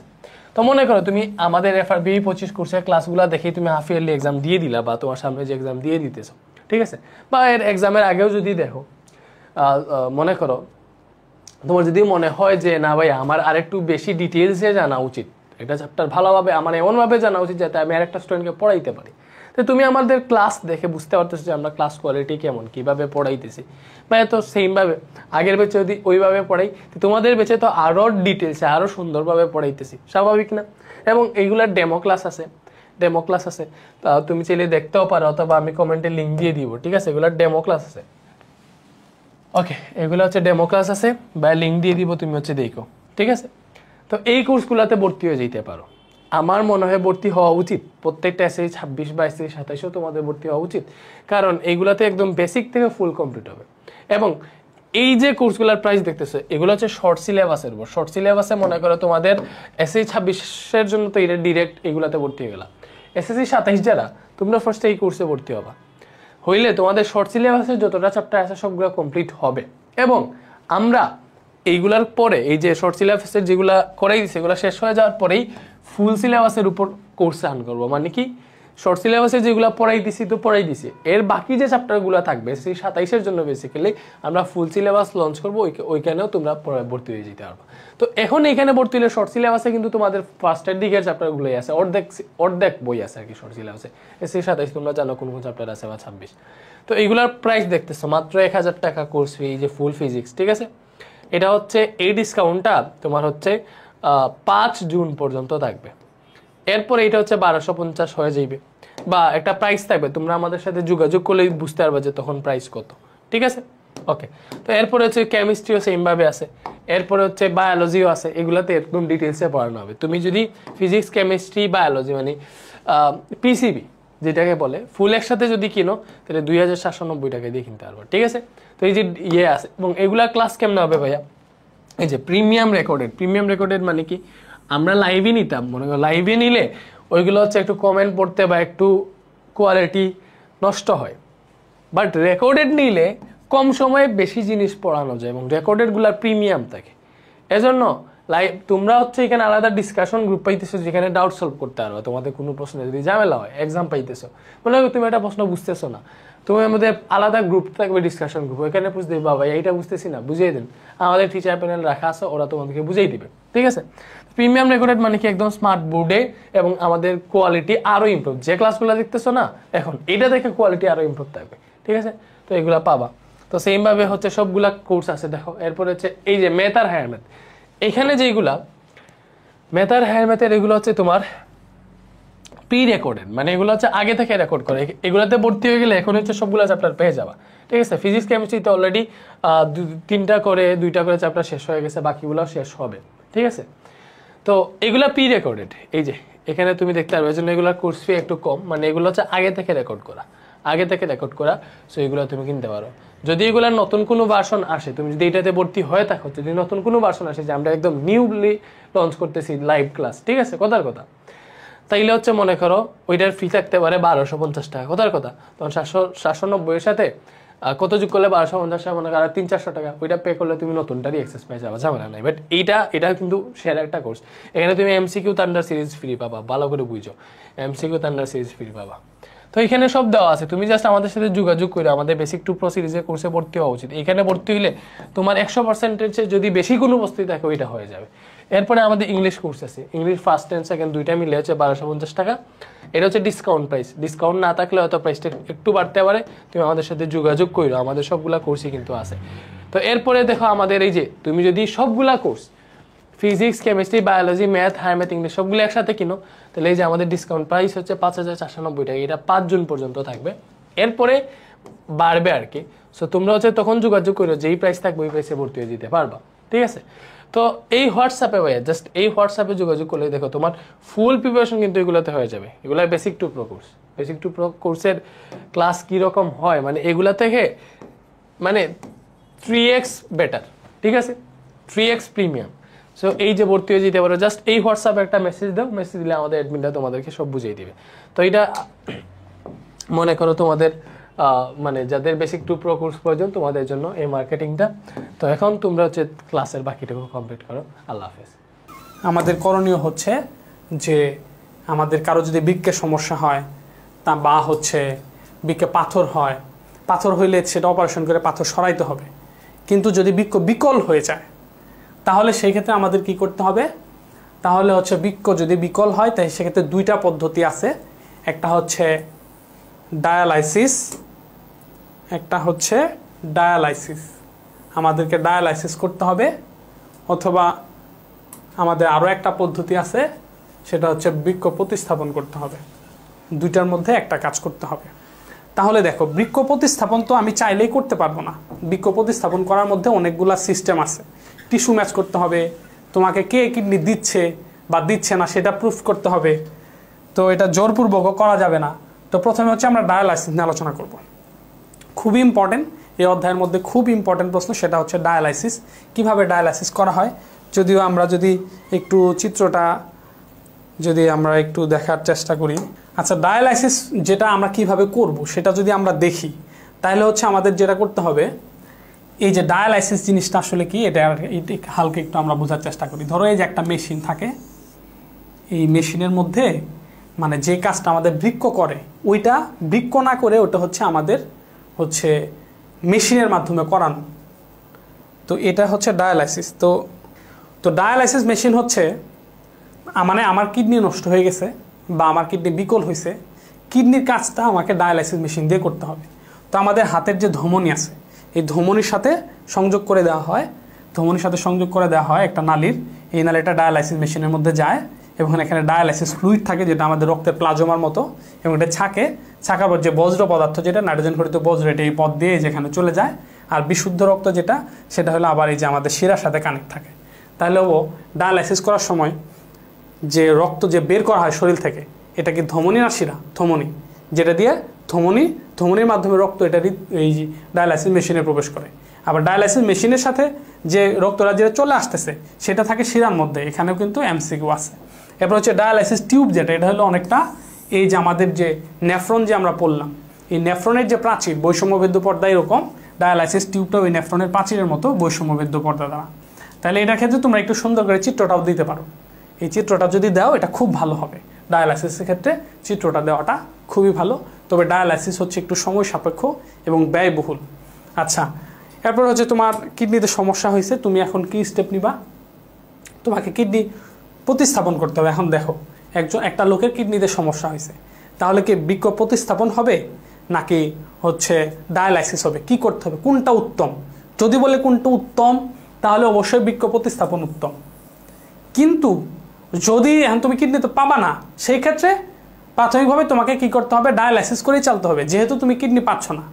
এখন দেখো তোমাদের বইয়ের মধ্যে এখানে লেখা আছে যে নিকট আত্মীয় ছাড়া কিডনি দিতে পারবে না। নিকট আত্মীয় বলতে বাবা, মা, ভাই, বোন, চাচা, খালা, মামা, ফুপু, এরা হলো নিকট আত্মীয়। তাহলে এই নিকট আত্মীয় ব্যতীত আগে একটা আইন ছিল, নিকট আত্মীয় ছাড়া কিডনি দিতে পারবে না, কিন্তু রিসেন্টলি আইনটা সংশোধন হয়েছে, কিন্তু আমাদের বইয়ের মধ্যে এটা উল্লেখ নাই, বইয়ের মধ্যে এটা উল্লেখ করে নাই, এটা হয়তো তারা জানে না বা এটা মাথায় খেয়াল নাই। এখনও রিসেন্টলি দেখলাম একটা সাংবাদিক রিপোর্ট করতেছে যে কিডনি দেওয়া যাবে না, অথচ কিডনি নিচ্ছে। তখন মনে হলো যে এটা আসলে অনেকেই জানে না, বাট এটা হচ্ছে হাইকোর্ট রুল জারি করছিল 2019 সালে, একজন মামলা দিছিল যে তার মেয়ের হচ্ছে কিডনির সমস্যা হয়েছে, পরে সে নিজে একটা কিডনি দিচ্ছে, কিন্তু কোনো কারণে অপারেশন ফেল হয়েছে। এখন সে আরও একটা ডোনার ম্যানেজ করছে, বাট এটা আমাদের যে আইন আছে নিকটাত্মীয় ছাড়া দিতে পারবে না, এই আইনের জন্য এই ডাক্তাররা সেই ডোনারের কিডনি নিচ্ছে না। পরে এখন এই জন্য একটা মানুষ মরে যাবে, এটা তো হতে পারে না। পরে ওই মহিলা হচ্ছে হাইকোর্টে মামলা করছে যে আমি আমার মেয়ের জীবন বাঁচাতে পারি। দেন হাইকোর্ট তাকে রায় দিছে যে যদি এখানে কোনো টাকা পয়সার লেনদেনের সম্পর্ক যদি না থাকে, টাকা পয়সার লেনদেন যদি না থাকে, এবং কেউ যদি চায় মানে ইচ্ছাকৃতভাবে, সে যদি নেশাগ্রস্ত না হয়, তাহলে সে যদি ইচ্ছা করে নিকটাত্মীয় ছাড়াও সে রক্ত দিতে মানে কিডনি দিতে পারবে। তো এরপরে সে তাকে আবার একজন কিডনি দেয় এবং সে বেঁচে যায়। তো এটা হচ্ছে, আচ্ছা এটা না বড় করবো, এই যেটা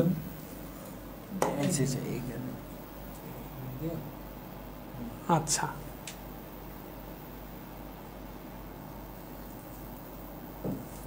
ওকে, তাহলে হচ্ছে এই যে এটা হলো আমাদের মূল বিষয়, যে আমরা যদি চাই টিস্যু যদি ম্যাচ করে, তো একজন কিডনি দিতে চাইছে কিন্তু সে টিস্যু ম্যাচ করে নাই, সে কিন্তু কিডনি দিতে পারবে না। তাহলে টিস্যু অবশ্যই ম্যাচ করতে হবে। এবং হচ্ছে ব্রেন ডেড, এই যে ব্রেন ডেড মানুষের কিডনি নেওয়া যায়। তো এই ব্রেন ডেড মানুষটা কি, ব্রেন ডেড মানুষটা আসলে কি, এটা হচ্ছে আমরা একটু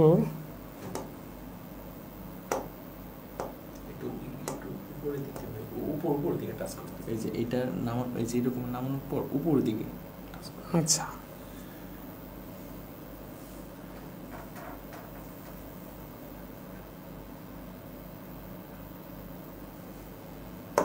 আচ্ছা, এই যে জিনিসটা দেখো, এই যে ব্রেন্ডেড, এই ব্রেন্ডেড জিনিসটা কি, ব্রেন্ডেড মানুষের রক্ত নেওয়া যায়, এই কিডনি নেওয়া যায় বা অঙ্গ প্রত্যঙ্গ নেওয়া যায়। ব্রেন্ডেড মানুষটার মৃত্যু নিশ্চিত, সে মারা যাবে। ধরো অ্যাক্সিডেন্ট করছে, অ্যাক্সিডেন্ট করার কারণে মানুষের মস্তিষ্কের সাথে শরীর ডিসকানেক্ট, যে মাঝখানে স্নায়ু কেটে গেছে, ফেটে গেছে, ছিঁড়ে গেছে, তার মস্তিষ্কের সাথে তার মূল শরীরের ডিসকানেক্ট হয়ে গেছে। তার মানে সে কিছুক্ষণ পরে, আজকে হোক বা কালকে হোক, মারা যাবে নিশ্চিত।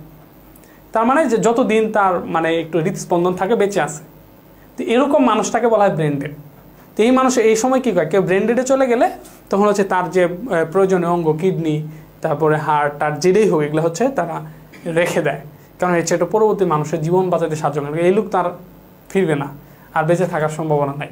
তো এরকম কেউ যদি স্বেচ্ছায় দিতে চায়, বা হচ্ছে নিকট আত্মীয় বা ব্রেন্ডেড হয়, এরকম কিডনি রাখা হয়, এবং হচ্ছে যদি টিস্যু ম্যাচ করে তাহলে কিডনি ট্রান্সফার করা যায়। তাহলে এখান থেকে তোমাদের যে একটা জিনিস অবশ্যই খেয়াল রাখতে হবে, বলছে তার চিকিৎসা কী, কিডনিতে যে বিকল হয় তাহলে চিকিৎসা কী। চিকিৎসা হচ্ছে তাকে হচ্ছে উত্তম হচ্ছে বেস্ট হচ্ছে কিডনি ট্রান্সফার করা। যদি কিডনি ট্রান্সফার করা না যায় তাহলে হচ্ছে আমাকে কী করতে হবে, ওই ডায়ালাইসিসের মাধ্যমে চলতে হবে। আচ্ছা, তো এই হলো মোটামুটি আমাদের অধ্যায়টা ছিল। আর হচ্ছে এই যে এটা একটা ঘ নাম্বারের জন্য ইম্পর্টেন্ট প্রশ্ন, মূত্রনালী সুস্থ রাখার উপায়। মূত্রনালী কিভাবে সুস্থ রাখা যায়? তো আমাদের মূত্রনালী সুস্থ রাখতে হবে বেশি বেশি পানি খাওয়ার মাধ্যমে। ডেইলি হচ্ছে 3 লিটার পানি পান করতে হবে মিনিমাম। পড়ার টেবিলের মধ্যে 3 লিটার পানি রেখে দিবা, সকালবেলা ওখান থেকে খাওয়া শুরু করবা, সন্ধ্যা পর্যন্ত বা রাত পর্যন্ত সারাদিনে খাওয়া, খেয়ে দেখবা যে 3 লিটার শেষ হয়েছে কিনা। যদি শেষ না হয়ে থাকে তাহলে হচ্ছে বুঝতে হবে পানির পরিমাণ খাওয়া বাড়ায় দিতে হবে, মানে বেশি বেশি পানি খাইতে হবে। আর বেশি বেশি পানি খাওয়ার একটা কৌশল হচ্ছে যে তুমি যখন ভাত খাওয়া শুরু করবা তার আগে তুমি 1 গ্লাস পানি খেয়ে নিবা, তাহলে যে অতিরিক্ত 1 গ্লাস পানি গেল, তার মানে এভারেজ 3 বার ভাত খাইলে 3 গ্লাস পানি এক্সট্রা যাচ্ছে।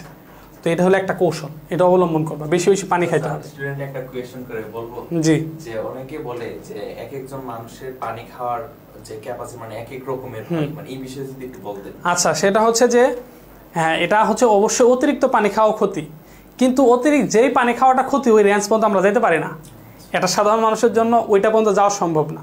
এই জন্য চেষ্টা করতে হবে যে যত বেশি পানি খাইতে পারে, কারণ ওই রেঞ্জটা অনেক বেশি, অত দূর পর্যন্ত। যেমন ধরো 7 লিটার 8 লিটার ওইটা ক্ষতি, কিন্তু একটা অ্যাভারেজ এটা তো আমরা 2 লিটারই খাই না, তো ওইটা তো এই জন্য হচ্ছে দরকার 2 লিটার, কিন্তু সাজেস্ট হয় 3 লিটার, কারণ কম যেন না হয়। শরীরের মধ্যে পানি কমে গেল মানে নিজের ক্ষতি নিজে করতেছে।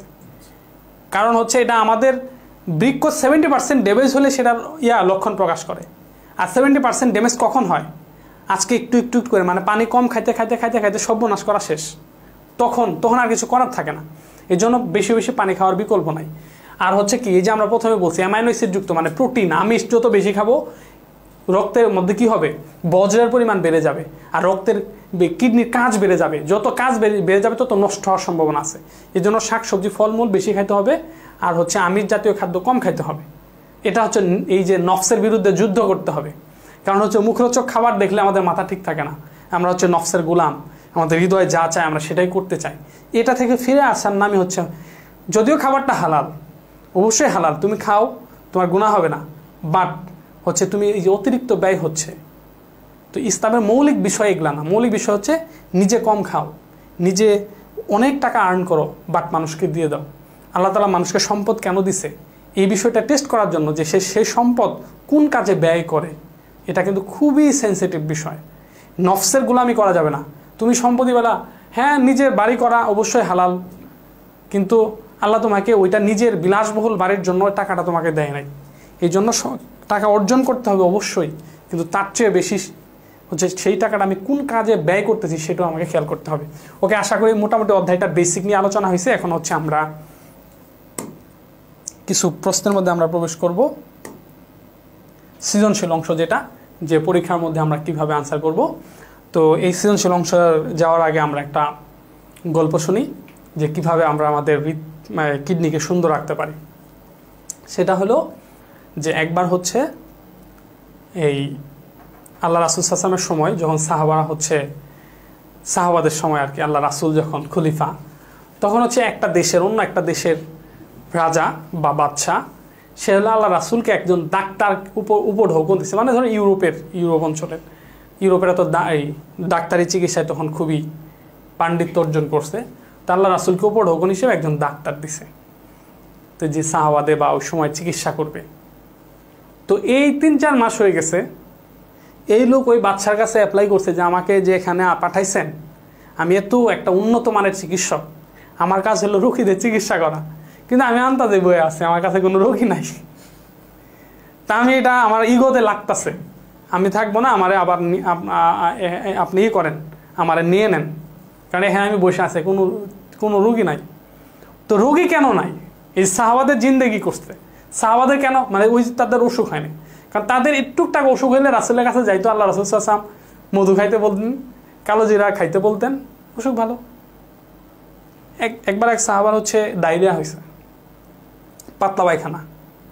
তো পাতলা পায়খানা হয়েছে, তো রাসূলের কাছে গেছে, রাসূল বলছে মধু খাও, তো মধু খাইছে, অসুখ ভালো হয়নি। বাট আবার পরের দিন গেছে, ভালো হয় নাই, আবার বলছে মধু খাও, ভালো হয়নি, আবার গেছে মধু খাও, ভালো হয়নি। পরে তার ভিতরে একই আসছে যে আল্লাহ রাসূল যেহেতু বলছে, তাইলে অবশ্যই মধু খেলে ভালো হবে। যখন 100% হয়ে গেছে, মধু খাইছে, ভালো হয়ে গেছে। এই জন্য সূরা ফাতিহা পড়ে পানিতে ফু দিয়ে জ্বর আসলে পানি খাওয়া, ভালো হয়ে যাবে। যদি তোমার একই হয় যে আল্লাহ অবশ্যই আমাকে ভালো করবে, তাহলে ভালো হবে। কিন্তু সমস্যা হলো এই যে বর্তমান পরিস্থিতি, যেখানে ইমান রাখা কঠিন, ওইখানে আবার একই। এই জন্য হচ্ছে আমাদের ইমান আস্তে আস্তে দুর্বল হয়ে যাচ্ছে, যার কারণে সাহাবারা সূরা ফাতিহা পড়ে ফু দিছে, সাপে কাটা রোগী ভালো হয়ে গেছে। সূরা ফাতিহা পড়ে ফু দিয়ে পানি খাইছে, ভালো হয়ে গেছে।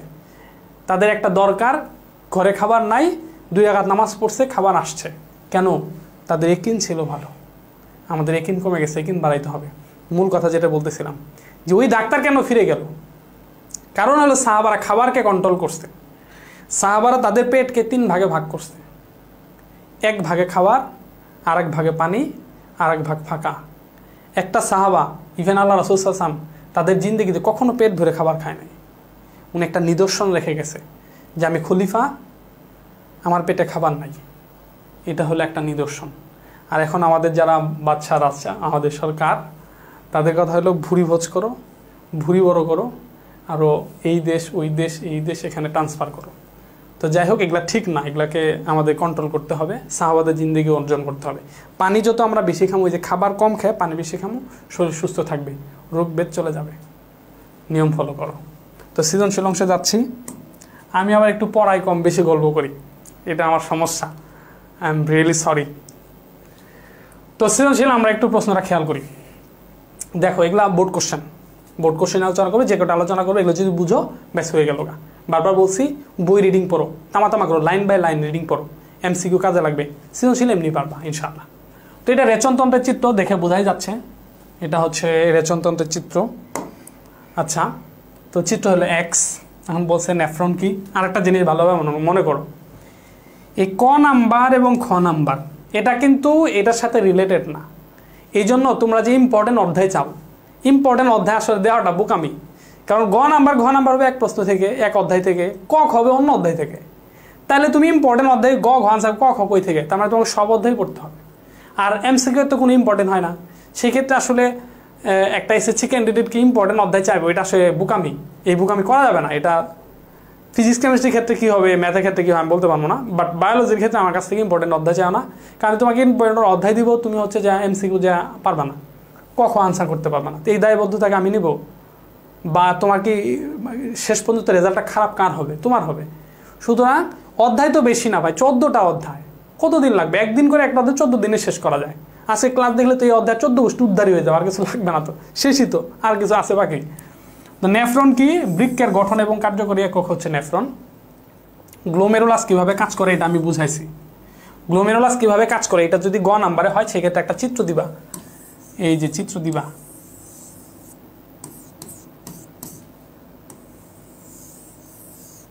এই যে গ্লোমেরুলাসের চিত্র দিয়ে, গ নাম্বার হলে চিত্র দিয়ে বর্ণনা দিবা। আর যদি এটা খ নাম্বারে আসছে, চিত্র দেওয়ার দরকার নাই, জাস্ট হচ্ছে গ্লোমেরুলাস কিভাবে কাজ করে এটা জাস্ট একটু বললে হয়ে যায়। যে অ্যাফারেন্ট ধমনীতে আসবে, গ্লোমেরুলাসের মধ্যে কোষিক যা লেখা থাকে প্রায় 50টা থাকে, নাইট্রোজেন বর্ধিত বর্জ্যগুলো গ্লোমেরুলাসের নিচে কি থাকে, বোম্যান্স ক্যাপসুল থাকে, এটার মধ্যে যায় আর ইফারেন্ট ধমনী দিয়ে এইভাবে কাজ করে। ওকে, এ চিহ্নিত অংশের লম্বচ্ছেদ। তাহলে এ চিহ্নিত অংশটাকে, যে বারবার বলছি, এটা কি নেফ্রন না কিডনি, এটা তোমাকে বুঝতে হবে। এটা বৃক্কের কথা বলছে না নেফ্রন। তাহলে এ চিহ্নিত অংশ, তো এটা হলো রেচনতন্ত্র। রেচনতন্ত্রে আমাদের 2টা কিডনি থাকে, এটা একটা কিডনি, এপাশে একটা কিডনি, তার মানে এই হচ্ছে কিডনি। তাহলে এ চিহ্নিত অংশের লম্বচ্ছেদের চিহ্নিত চিত্র আঁকো। শুধু চিত্র আঁকলে আলহামদুলিল্লাহ। বা অনেক ক্ষেত্রে বলতে পারে যে এই চিহ্নিত অংশের বর্ণনা দাও। তাহলে হচ্ছে আমরা কি করব, ওই যে আমরা তো জানি আমরা চিত্র আঁকতে পারি, অলরেডি আমরা চিত্র শিখছি, চিত্র আর্ট করে, বৃক্কের চিত্র আর্ট করে আমরা বর্ণনা দিব। আচ্ছা, এখান থেকে একটা জিনিস ভালো করে খেয়াল করো, এই প্রশ্নটার দিকে ভালো করে খেয়াল করো। এই প্রশ্নটা কিন্তু এরকম একটা প্রশ্ন দিতে পারতো যে এ চিহ্নিত অংশের এককের বর্ণনা দাও, এ চিহ্নিত অংশের একক। তার এ হলো কিডনি, কিডনির একক হচ্ছে নেফ্রন, তখন সেক্ষেত্রে আমাকে নেফ্রনের বর্ণনা দিতে হইতো।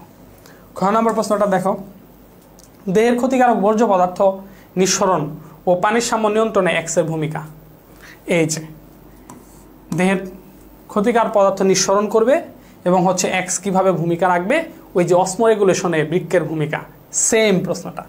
যদি এখানে অসমোরেগুলেশন কথাটা উল্লেখ নাই, কিন্তু এটা হচ্ছে ওইটা বেস আনসার করতে হবে, যে ক্ষতিকারক বর্জ্য নিঃসরণ এবং পানির নিয়ন্ত্রণ। পানির নিয়ন্ত্রণটা কি? অসমোরেগুলেশন। এই জন্য প্রশ্ন বুঝতে হবে, যে যত প্রশ্ন বুঝতে পারবে তাহলে সে তত ভালো মার্ক পাবে। কারণ প্রশ্ন না বুঝলেই তো সমস্যা, প্রশ্নটা বোঝা শিখতে হবে। এই জন্য কিন্তু আমরা সৃজনশীল প্র্যাকটিস করতেছি। ওকে, আমরা নেক্সট কোশ্চেনে যাই।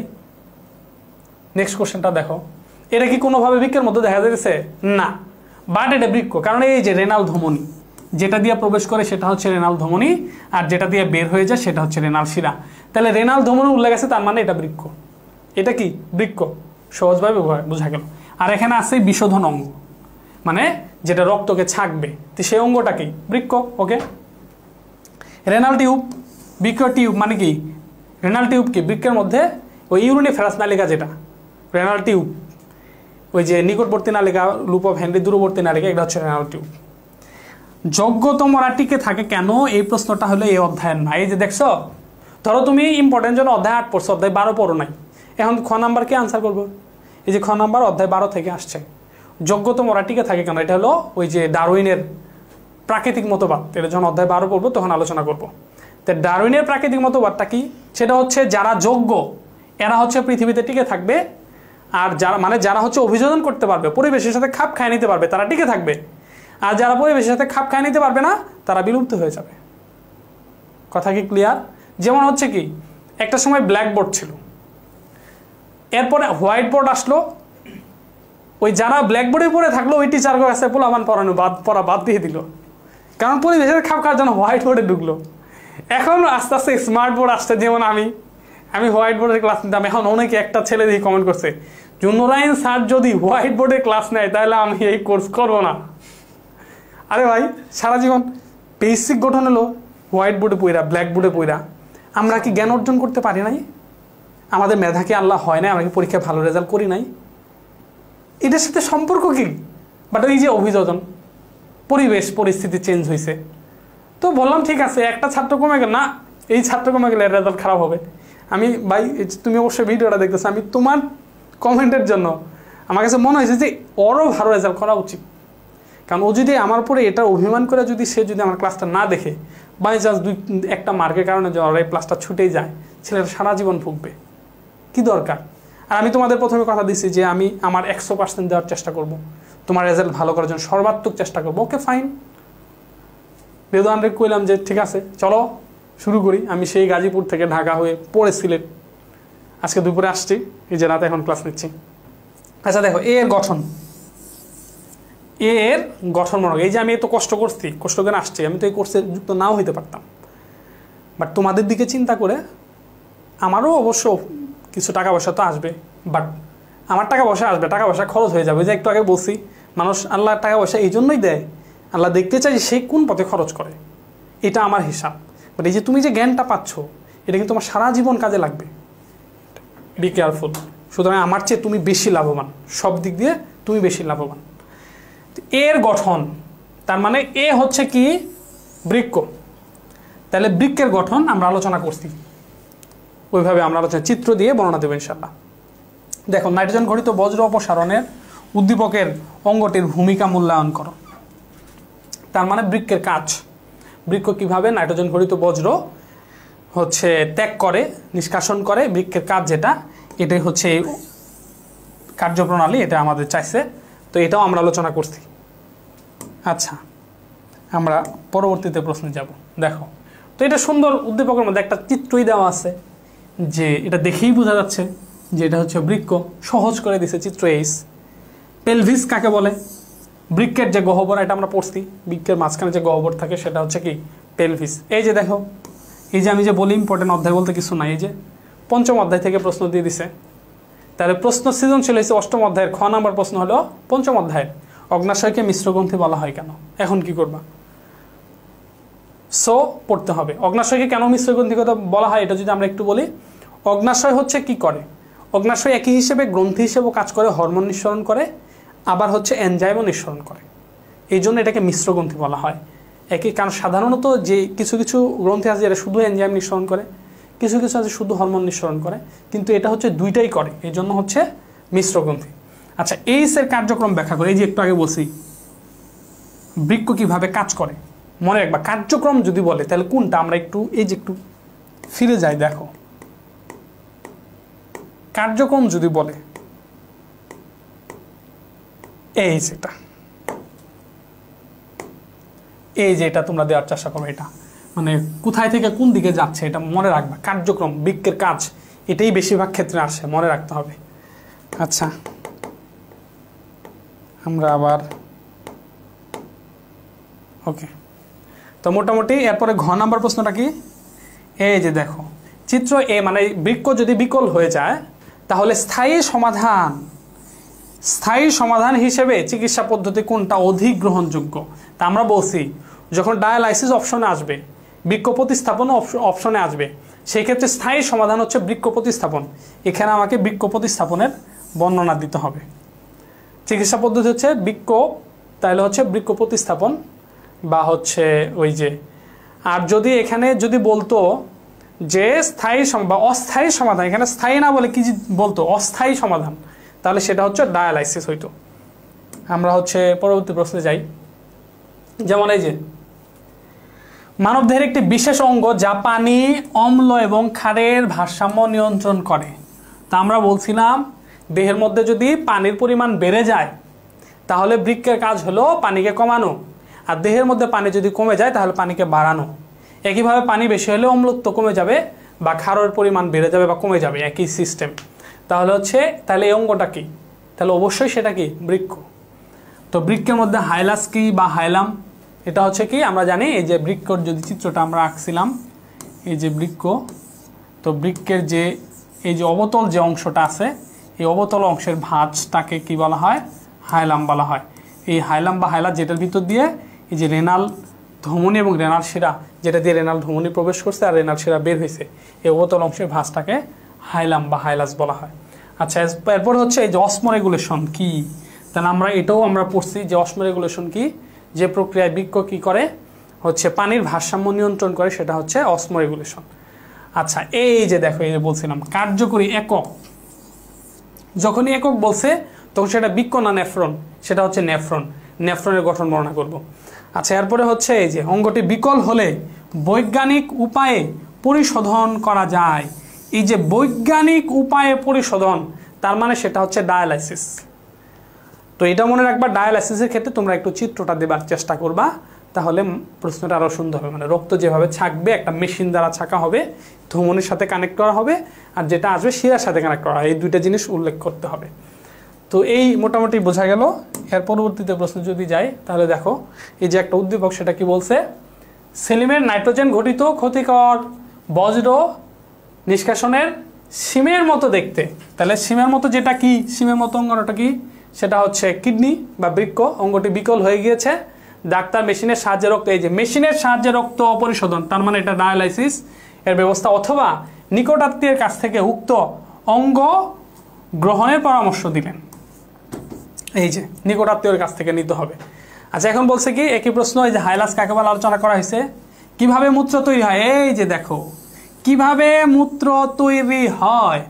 এটা কিন্তু বিক্রিয়াগুলো নাই, যেটা একটু আগে আমি তোমাদের বলছি যে এই যে বিক্রিয়াগুলো একটু শিখে নিবা। কোথায়? এই যে কিভাবে মূত্র তৈরি হয়, এই যে ইউরিয়া বা ইউরিক অ্যাসিড, ইউরিয়া, এটি হচ্ছে মূত্র। এই যে বিক্রিয়াগুলো দিয়ে এই বিক্রিয়া বেস আনসার করবা। ওকে, পরবর্তী প্রশ্নে আমরা যাই, এইটা। এরপর সেলিমের বিকল হওয়া অঙ্গটির কার্যকরী একক, এই যে একক বলছে, তাহলে একক বললে সেটা কি? যদি একক বললে সেটা হচ্ছে কি?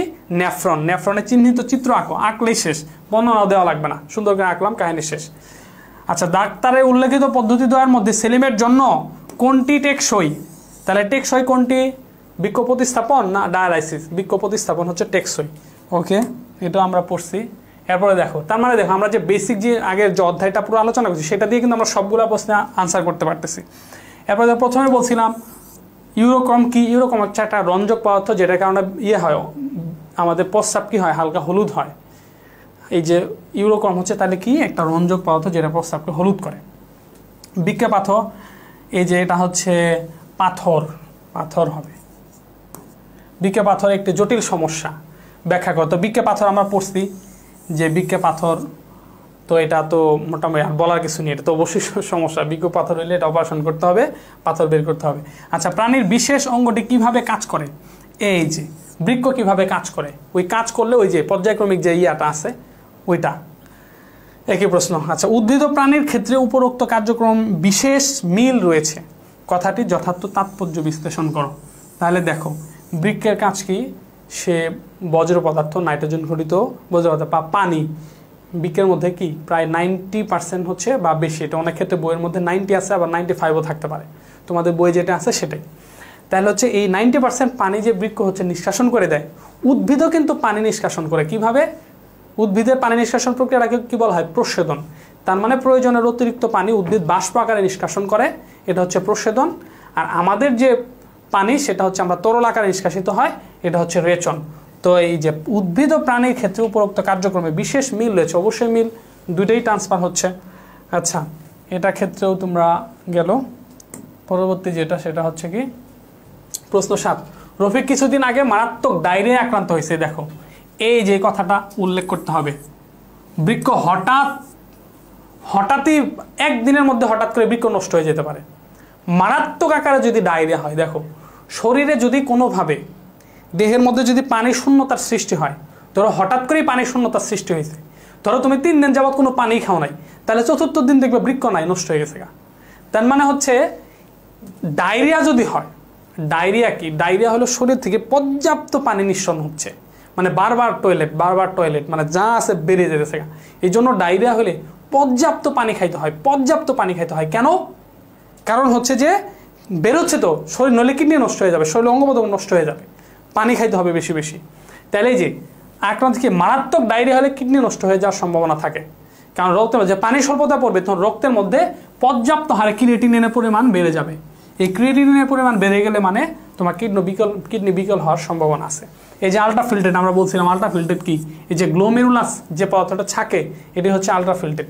দিনের বেলায় গাছের নিচে ঘুমানো, দেখো তো কোন অধ্যায় প্রশ্ন? 4th অধ্যায় প্রশ্ন। কোন অধ্যায় গেছে? 8ম অধ্যায়ে গেছে। দিনের বেলায় গাছের নিচে ঘুমানো আরামদায়ক কেন? কারণ গাছ, বড় গাছের নিচে, ওখানে গাছের মধ্যে অল টাইম শালক সংশ্লেষণ হয়, অক্সিজেন তৈরি হয়, আর অক্সিজেনের মধ্যে শ্বাস নেওয়া আরামদায়ক। রফিক সাহেবের আক্রান্ত অঙ্গটির গঠন চিত্র সহ ব্যাখ্যা করো। তাহলে আক্রান্ত অঙ্গ কোনটা? ক্রিয়েটিনিন বাড়ে কোনটার জন্য? বৃক্কের জন্য।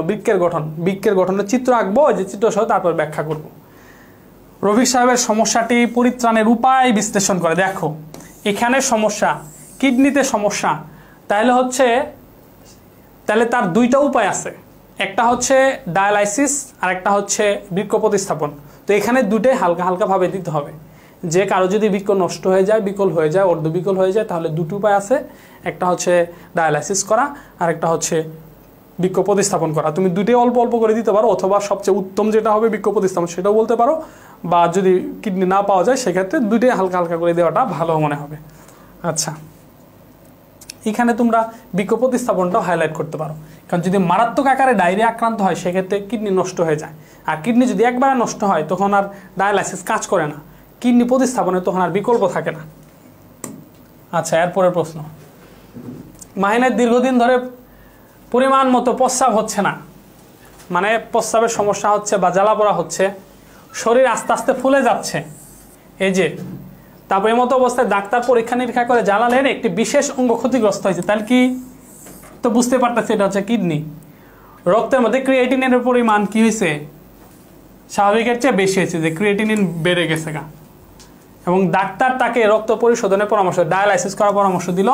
অপরদিকে তার প্রতিবেশী শাহিন একই রোগে আক্রান্ত হলেও তিনি রক্ত পরিশোধন না করে নিকটাত্মীয় নিকট হচ্ছে এই যে কিডনি, মানে একজন হয়েছে ডায়ালাইসিস করবে না, বৃক্ক পায় নাই, বা হচ্ছে কোনো মতো চালানো যাবে, ডায়ালাইসিস করে চলতে পারবে।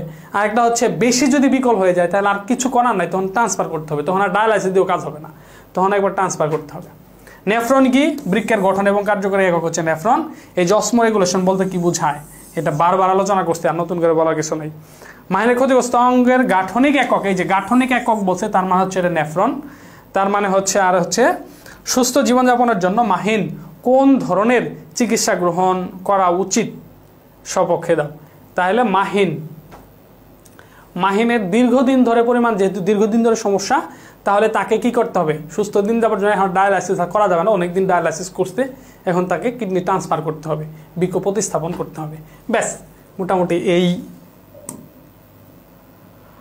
লাস্ট একটা প্রশ্ন, আচ্ছা এটা উদ্দীপক আর পড়বো না, সরাসরি যাবো। ডায়ালাইসিস কি? যে মেশিনের যে প্রক্রিয়া হচ্ছে মেশিনের মাধ্যমে রক্তটাকে ছাঁকা হয়, এটা হচ্ছে ডায়ালাইসিস। মূত্র কিভাবে তৈরি হয় এই প্রশ্ন আলোচনা করছি, বিক্রিয়া দিয়ে বর্ণনা দিবা। ডাক্তারের উল্লেখিত গঠন, তার মানে বৃক্কের গঠন তোমরা বর্ণনা করবা। উদ্দীপকের অঙ্গটি বিকল হলে কি কি পদক্ষেপ নিতে হবে যুক্তি সহ। তাহলে ডায়ালাইসিস আর বৃক্ক প্রতিস্থাপন। দেখো তার মানে ঘোরাফেরা ওই একই প্রশ্ন, হয় বৃক্কের গঠন, নাহলে নেফ্রনের গঠন, নাহলে ডায়ালাইসিস, নাহলে বৃক্ক প্রতিস্থাপন। এই জিনিসগুলো অথবা অসমোরেগুলেশন, এই কয়টা জিনিসই তো বারবার রিপিট হচ্ছে। ওকে, এখন হচ্ছে আমরা হচ্ছে এখন বহু নির্বাচনেতে যাচ্ছি।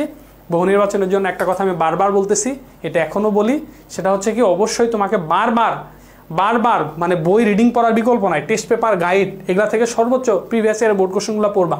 বাট তোমাকে পর্যাপ্ত বই রিডিং পড়তে হবে, এটাই সবচেয়ে সমাধান। আচ্ছা দেখো, কয়েকটা সলভ করি আমরা।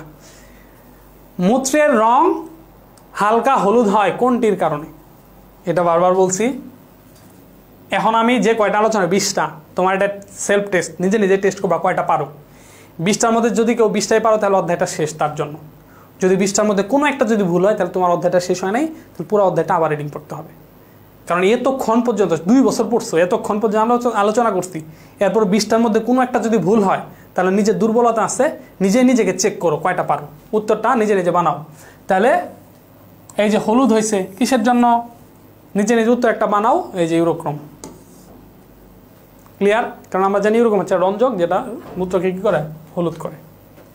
নেক্সট, একজন স্বাভাবিক মানুষ প্রতিদিন কত লিটার মূত্র ত্যাগ করে? প্রতিদিন আমরা কি বলছিলাম, প্রায় 1500 ml, তার মানে 1.5 লিটার। এটা কি হবে, কত লিটার? এই যে কত লিটার, তাহলে 1.5 লিটার। বলতেছি কটা, এটার 2 নাম্বারটা দিয়ে কয়টা পারো। আর শোনো, কার কয়টা হয় এটা আমাকে কমেন্ট বক্সে জানাবা, তাহলে আমি দেখবো যে 20টা কয়জনের হয়েছে আর এর চেয়ে কম কয়জনের হয়েছে। অবশ্যই কমেন্ট বক্সে জানাবা যে কার কয়টা হলো।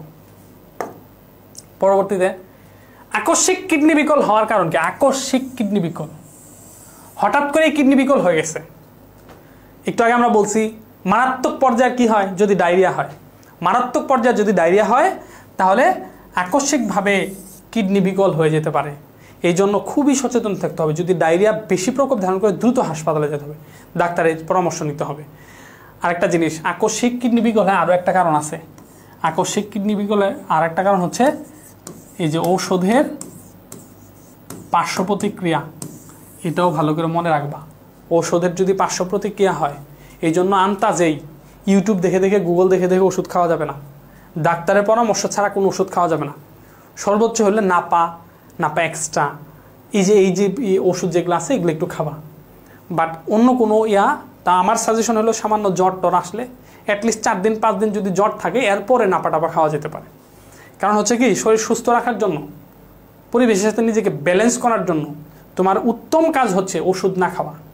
কারণ যখন একটা ওষুধ দ্বারা আমি আক্রান্ত হইলাম, এই যে ঠান্ডা লাগে, এটাও একটা ব্যাকটেরিয়ার আক্রমণে।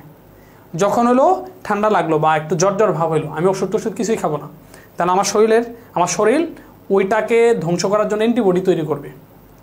শরীরের অ্যান্টিবডি তৈরি হলে পরবর্তীতে ওইটা আক্রমণ করলে আর সেই জ্বর আর আসবে না বা ঠান্ডা আর লাগবে না। কিন্তু আমরা কি করি, যখনই হালকা জ্বর আসলো, ঠান্ডা লাগলো, একটু অসুখ হলো, আমরা ওষুধ খাই। নিজের শরীরকে আর অ্যান্টিবডি তৈরি করতে দিলাম না, যার কারণে ওই ভাইরাসটা পরবর্তী আক্রমণ হলে, ব্যাকটেরিয়া আক্রমণ করলে আবার শরীরে অসুখ হয়, আবার ওষুধ খায়, আবার ওষুধ হয়। এই জন্য আস্তে আস্তে রোগ প্রতিরোধ ক্ষমতা কমে। এই জন্য সিম্পল জ্বর, সর্দি, মাথা ব্যথা এগুলোর জন্য ওষুধ না খাওয়াটা বেস্ট।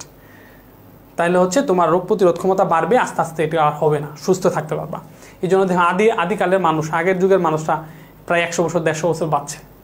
আর এখন আমরা 40 বছর 50 বছর বাঁচতে আমাদের কষ্ট হয়ে যায়, আমাদের শক্তি আস্তে আস্তে কমে যাচ্ছে, আমরা টিকতে পারতেছি না। কেন? এই যে ওষুধ আর পরিবেশ বিষাক্ত হয়ে গেছে, বাতাস দূষিত হয়ে গেছে। ইবনে সিনা একটা কথা বলছে, যদি বাতাস যদি দূষিত না হইতো তাহলে মানুষ ওই আগের মতো হাজার হাজার বছর যাবৎ বেঁচে থাকতো। এই যে বাতাস দূষিত হওয়ার কারণে, পরিবেশ দূষিত হওয়ার কারণে এবং আমরা অতিরিক্ত ওষুধ খাওয়ার কারণে, বিশেষ করে অ্যান্টিবায়োটিক যে আবিষ্কার করছে সেই বলছে যে আমি অ্যান্টিবায়োটিক আবিষ্কার করছি, এটা রোগ ভালো করবে, ঠিক আছে, কিন্তু অধিকাংশ মানুষের মৃত্যুর কারণ হবে অ্যান্টিবায়োটিক। খুবই সাবধান, কারণ অ্যান্টিবায়োটিক খাওয়ার নিয়ম আছে। তুমি যদি অ্যান্টিবায়োটিক খাও, তা ডাক্তার যদি তোমাকে 10 দিন খেতে বলে, তোমাকে 10 দিনই খেতে হবে। তুমি যদি 9 দিনও খাও, নিজের ক্ষতি নিজে করলা। যদিও 3 দিন খাওয়ার পরে অসুখ ভালো হয়ে গেছে, এরপরও তোমাকে 10 দিন মিল করতে হবে। কারণ এটা একটু হালকা একটু বোঝায়। ধরো আমার যে শরীর আছে, আমার শরীরে ধরো একটা জীবাণু দ্বারা আক্রান্ত হয়েছে, এই জীবাণু যদি 1 লক্ষটা হয় তাহলে সেটা আমার রোগ প্রকাশ করবে, কিন্তু 1 লক্ষর যদি কম হয় তাহলে সেটা আমার রোগ প্রকাশ করবে না, ওই আমার প্রতিরোধ ক্ষমতা দিয়ে চলবে। এখন তোমার কাছে 1 লক্ষ হয়ে গেছে, তা ডাক্তার তোমাকে কি করবে, ধরো 10 দিনের ওষুধ দিল, অ্যান্টিবায়োটিক 10 দিনের ওষুধ দিছে, মানে কি 10 দিনের ডাক্তারের টার্গেট হলো প্রতিদিন 10,000 করে মারবে, তার মানে 10 দিন পরে 1 লক্ষ একেবারে ভেনিশ হয়ে মাইনাস হয়ে 0 হয়ে যাবে। তার মানে এটা 0 হয়ে গেল, এটা তোমার ভাইরাসটা বা ব্যাকটেরিয়াটা একেবারে শরীর থেকে চলে গেল, তুমি এখন মুক্ত। কিন্তু তুমি যখন প্রথম দিন অ্যান্টিবায়োটিকটা খাইছো, ওষুধটা খাইছো, তখনই কিন্তু 10,000 কমছে, 90,000 হয়েছে, আর তোমার অসুখ ভালো হয়ে গেছে। কারণ হচ্ছে যে 1 লক্ষর হইলে তাহলে হচ্ছে রোগ লক্ষণ প্রকাশ, কিন্তু এখন তো 90,000 ভালো হয়ে গেছো। এখন তুমি কী করলে, আরও একদিন খাইলা, তার মানে 80,000-এ নামলো।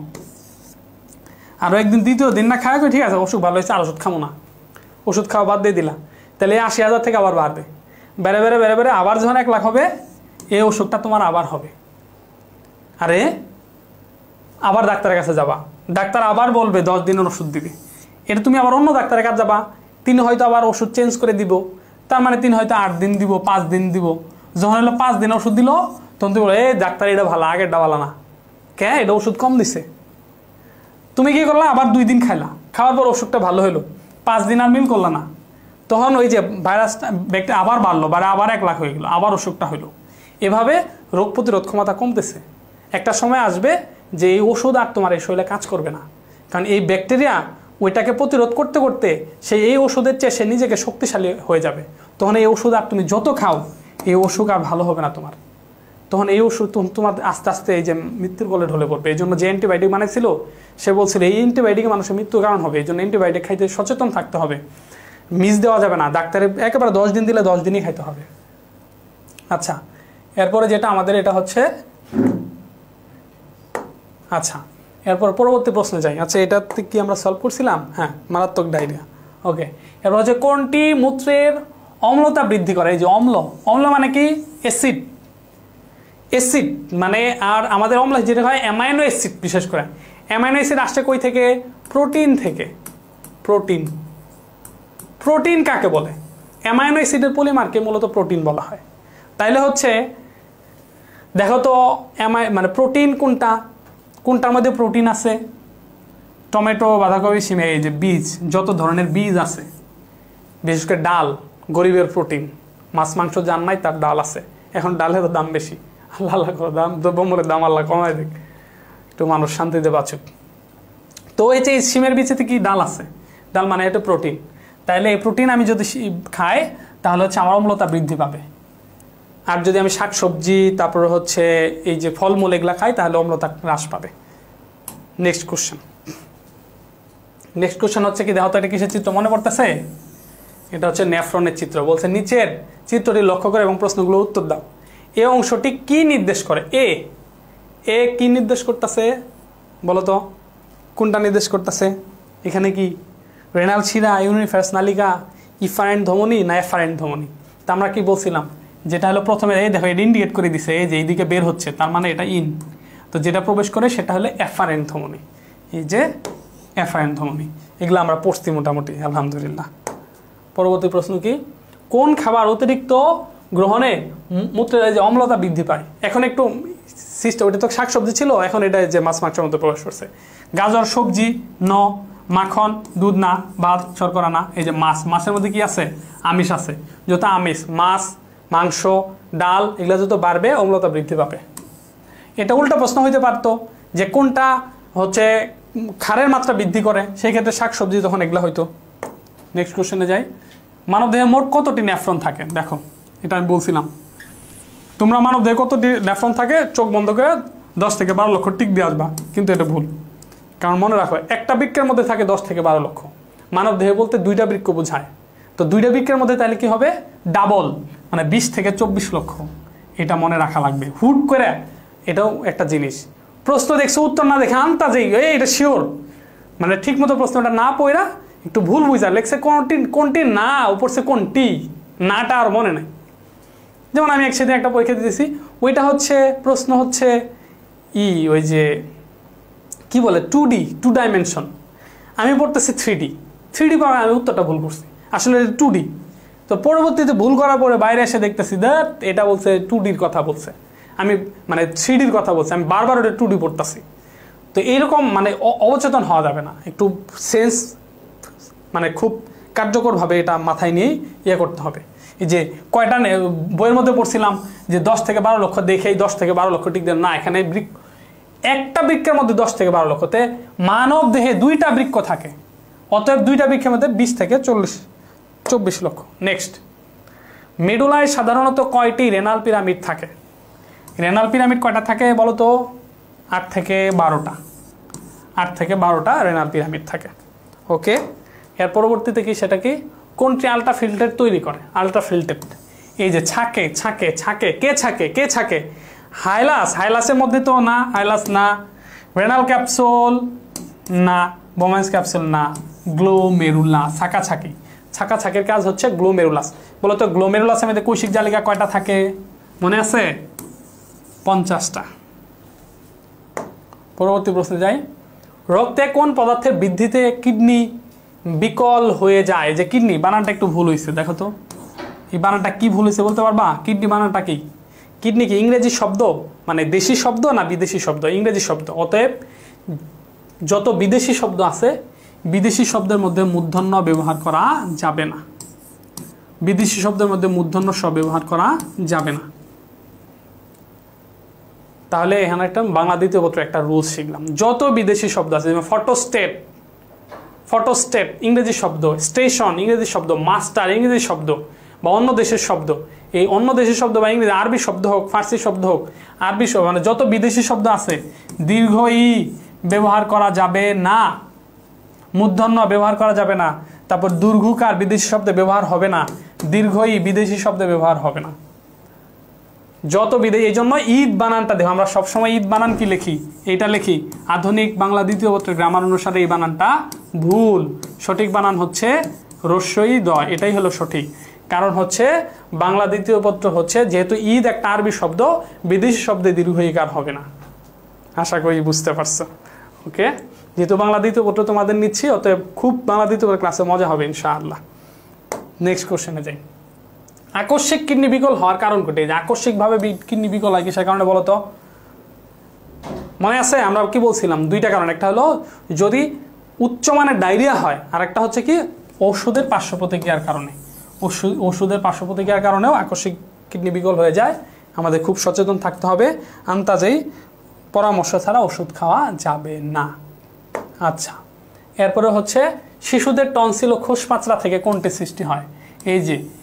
এই যে কিডনিতে সমস্যা হওয়ার একটা মূল কারণ হচ্ছে কি, মানে এই যে ছোটো মোটো খোসপাচড়া থাকে, এটা আমরা রেখে দিই, এটা আর সলভ করি না। কারোর শরীরে যদি রীতিমতো ধরে একটা খোসপাচড়া হয়েছে, একটা হয়েছে, ফুসকা বের হয়েছে, এটা ভালো হচ্ছে না, এরকম যদি হয় সচেতন থাকতে হবে। কারণ ওইটা তোমার বৃক্কের ইনফেকশন তৈরি হতে পারে, কিডনিতে সমস্যা হতে পারে। পরবর্তীতে প্রশ্নটা ভালো করে খেয়াল করো। এই যে কিডনি দেওয়া আছে, এখানে পি, এটা ঢুকতেছে, তার মানে এটা হলো এই রেনাল ধমনী, বের হইতেছে, এটা হলো কিউ, এটা হলো রেনাল শিরা, আর এটা হচ্ছে ইউরেটর নালী, যেটা দিয়ে মূত্রথলিতে মূত্র জমা হবে। চিত্র হচ্ছে এক্স, বৃক্কের চিত্র দেওয়া আছে। বলছে কি, চিত্র এক্স এর ক্ষেত্রে প্রযোজ্য কোনটা? কিউ এবং আর এর উৎপত্তি স্থল পেলভিস হতে। কিউ এবং আর, দেখো তো এই যে কিউটা হচ্ছে শিরা, মানে এখান থেকে তৈরি হয়ে এখানে যাচ্ছে, এই হৃৎপিণ্ড পর্যন্ত চলে যাবে, তার মানে এটা এখানে উৎপন্ন হয়েছে। আর ইউরেটরও এখান থেকে উৎপন্ন হয়েছে, তার মানে এটা সঠিক, এটা সঠিক। কিউ এবং আর সমাপ্তি স্থল হৃৎপিণ্ডে। আচ্ছা দেখো তো, কিউ হচ্ছে শিরা, এটা হৃৎপিণ্ডে শেষ হবে, সঠিক।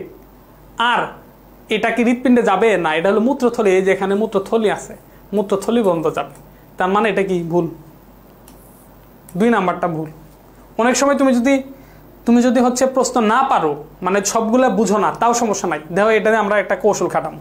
2 নাম্বারটা ভুল, এটা আমি জানি, আর 1 সঠিক কিনা জানি না, 3 সঠিক কিনা তাও জানি না, তাহলে 2 নাম্বারটা ভুল এটা আমি জানি। তাহলে 2 নাম্বারটা যেখানে যেখানে আছে সেটা বাদ, এটাতে 2 নাম্বারটা আছে বাদ, এটাতে 2 নাম্বারটা আছে বাদ, কর মধ্যে 2 নাম্বারটা আছে বাদ, তাহলে থাকলো কোনটা? এই যে, ব্যাস, এটা হচ্ছে কৌশল। আচ্ছা, এরপরে এটা যদি ব্যাখ্যা দেই, তাহলে হচ্ছে দেখো কিউ এবং আর যথাক্রমে কি, কিউ হচ্ছে তরল বর্জ্যমুক্ত এবং হচ্ছে আর হচ্ছে কি তরল বর্জ্যযুক্ত। এই যে দেখো কিউ কি হলো, এই যে দূষিত রক্তটা এই দিক দিয়ে আসছে, ছাকা হয়েছে, বিশুদ্ধ রক্তটা, দূষণমুক্ত রক্তটা, এই যে বজ্রমুক্ত রক্তটা এই দিক দিয়ে যাবে, আর হচ্ছে দূষিত পদার্থটা এই দিক দিয়ে যাবে, তার মানে এটা সঠিক। তো এই হচ্ছে, এরপরে পরবর্তী কোশ্চেনে যাই। আচ্ছা, আমাদের মনে হয় টোটাল 20টা কোশ্চেন আছে, শেষের দিকে আমরা চলে আসছি। দেখো, বৃক্ক মানব দেহে কি করে? রক্তচাপ নিয়ন্ত্রণ করে, অম্লক্ষারের ভারসাম্য রক্ষা করে, সোডিয়াম পটাশিয়াম ইত্যাদি পরিমাণ নিয়ন্ত্রণ করে। তাহলে হচ্ছে আমরা জানি কি রক্তচাপ, হ্যাঁ এটা নিয়ন্ত্রণে ভূমিকা রাখে, অম্লক্ষারের ভারসাম্য রক্ষা করে, সোডিয়াম পটাশিয়াম এটাও নিয়ন্ত্রণ করে। এই যে অসমো রেগুলেশন যখন দেখছি তখন এটার ব্যাখ্যা আমরা বুঝতে পারছি। তাহলে হচ্ছে 1 2 3 সঠিক। নেক্সট কোশ্চেন, ইউরিয়া পরিশ্রুত হয় কোথায়?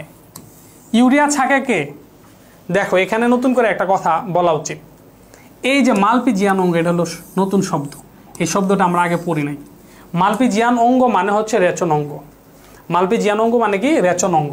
তাহলে ইউরিয়া পরিশোধিত হয় হচ্ছে রেচন অঙ্গের মধ্যে, গ্লোমেরুলাসের মধ্যে। এটা হচ্ছে মালপিজিয়ান অঙ্গ। নতুন একটা শব্দ আমরা পাইলাম। আচ্ছা, এরপরে হচ্ছে রেনাল প্যাপিলা কোথায় থাকে? যে আমি যখন তোমাদের অধ্যায়টা পড়াইছি তখন কিন্তু বারবার আমি বলছি যে প্যাপিলা জিনিসটা ইম্পর্টেন্ট, প্যাপিলা জিনিসটা ইম্পর্টেন্ট, এটা মনে রাখতে হবে। এই প্যাপিলা হচ্ছে কি? এই যে ওই যে মেডুলা যে থাকে, মেডুলা প্রসারিত হয়ে প্যাপিলা এই যে ধরো এটা হচ্ছে বৃক্ক, এখানে কি থাকে? এখানে হচ্ছে মেডুলা থাকে, মেডুলা প্রসারিত হয়ে পেলভিসের মধ্যে যেটা প্রবেশ করছে সেটা হচ্ছে প্যাপিলা। তার মানে হচ্ছে প্যাপিলা থাকে হচ্ছে কোথায়? মেডুলার মধ্যে। ওকে, এর পরবর্তীতে কি আছে? কিডনিতে পাথর হওয়ার কারণগুলা কি কি? কি কারণে কিডনিতে পাথর হয়? একটা হচ্ছে অতিরিক্ত শারীরিক ওজন, ওজন যদি বেশি হয় কিডনিতে পাথর হওয়ার কারণ হচ্ছে বেশি খায়, আমিষ বেশি খায়, এই জন্য ওজন বেশি, এটা সঠিক। কিডনিতে পাথর হওয়ার কারণ হলো অতিরিক্ত ওজন, এটা সঠিক। কম পানি পান করা, এটাও সঠিক। কিডনির সংক্রমণ, এটাও সঠিক। তার মানে কিডনিতে পাথর হওয়ার কারণ হচ্ছে সবগুলাই মোটামুটি হচ্ছে অতিরিক্ত ওজন, তারপর হচ্ছে কম পানি পান করা, আর হচ্ছে কিডনি সংক্রমণ, তিনটাই সঠিক। তার মানে হচ্ছে 1 2 3। আচ্ছা, এরপরে হচ্ছে আমরা সর্বশেষ প্রশ্নটা পড়বো ইনশাআল্লাহ। সেটা হচ্ছে কি? সেটা হচ্ছে বৃক্কে পাথর অপসারণ পদ্ধতি। বৃক্কের মধ্যে যদি পাথর হয় তাহলে অপসারণ পদ্ধতি, এটা তোমরা একটু ভালো করে দেখবা। বৃক্কের পাথরের মধ্যে শেষের দিকে লেখা আছে, এটা খ লেখছে, এটা থ হবে, এটা থ হবে। আলট্রাসনিক লিথট্রিপসি, এটা কি বলে? লিথট্রিপসি। তো এটা একটু ভালো করে খেয়াল করবা যে বৃক্কে পাথর অপসারণ। আচ্ছা, এটা আমরা একটু পরে দেখতেছি। আর হচ্ছে ডায়ালাইসিস, বৃক্কে পাথর অপসারণের পদ্ধতি। ডায়ালাইসিস না, ডায়ালাইসিস দিয়ে রক্ত ছাকে, বৃক্কের মধ্যে এটা কার্যকরী, রক্ত ছাকে, কিন্তু পাথর অপসারণ হচ্ছে ডায়ালাইসিসের মাধ্যমে হবে না। ডায়ালাইসিসের কাছে রক্ত ছাকা আর অপারেশন করা। জি, এটাও সঠিক, সরাসরি অপারেশন করা অথবা কম্পিউটারের মাধ্যমে অপারেশন করা, ওইটা দুটোই সঠিক। তার মানে 1 এবং 3, 1 এবং 3 দুটো সঠিক। এই ছিল মোটামুটি আলোচনা। আশা করি যদি 20টার মধ্যে 20টা কারো হয়ে থাকে কমেন্ট বক্সে জানাবো। অবশ্যই আমি আশা করি যে সবারই 20টার মধ্যে 20টা হওয়ার সম্ভাবনা বেশি। আর যাদের 20টা থেকে 20টা হয়েছে তারা হচ্ছে আলহামদুলিল্লাহ অধ্যায়টা তাদের ভালোভাবে হয়েছে। যাদের হয় নাই তাদের আর একটু ভালোভাবে পড়তে হবে।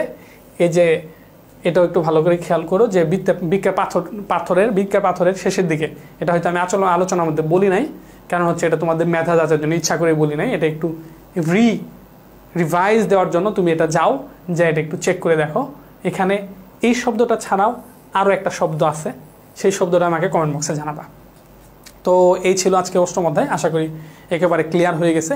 এরপরও যদি কোনো ধরনের সমস্যা থাকে, আমি বারবার বলছি যে তোমার গাইডের এমসিকিউ পড়ার চেয়ে মূল বই ভালোভাবে রিডিং পড়বা, তাহলে সবচেয়ে বেশি ফলপ্রদ হবে।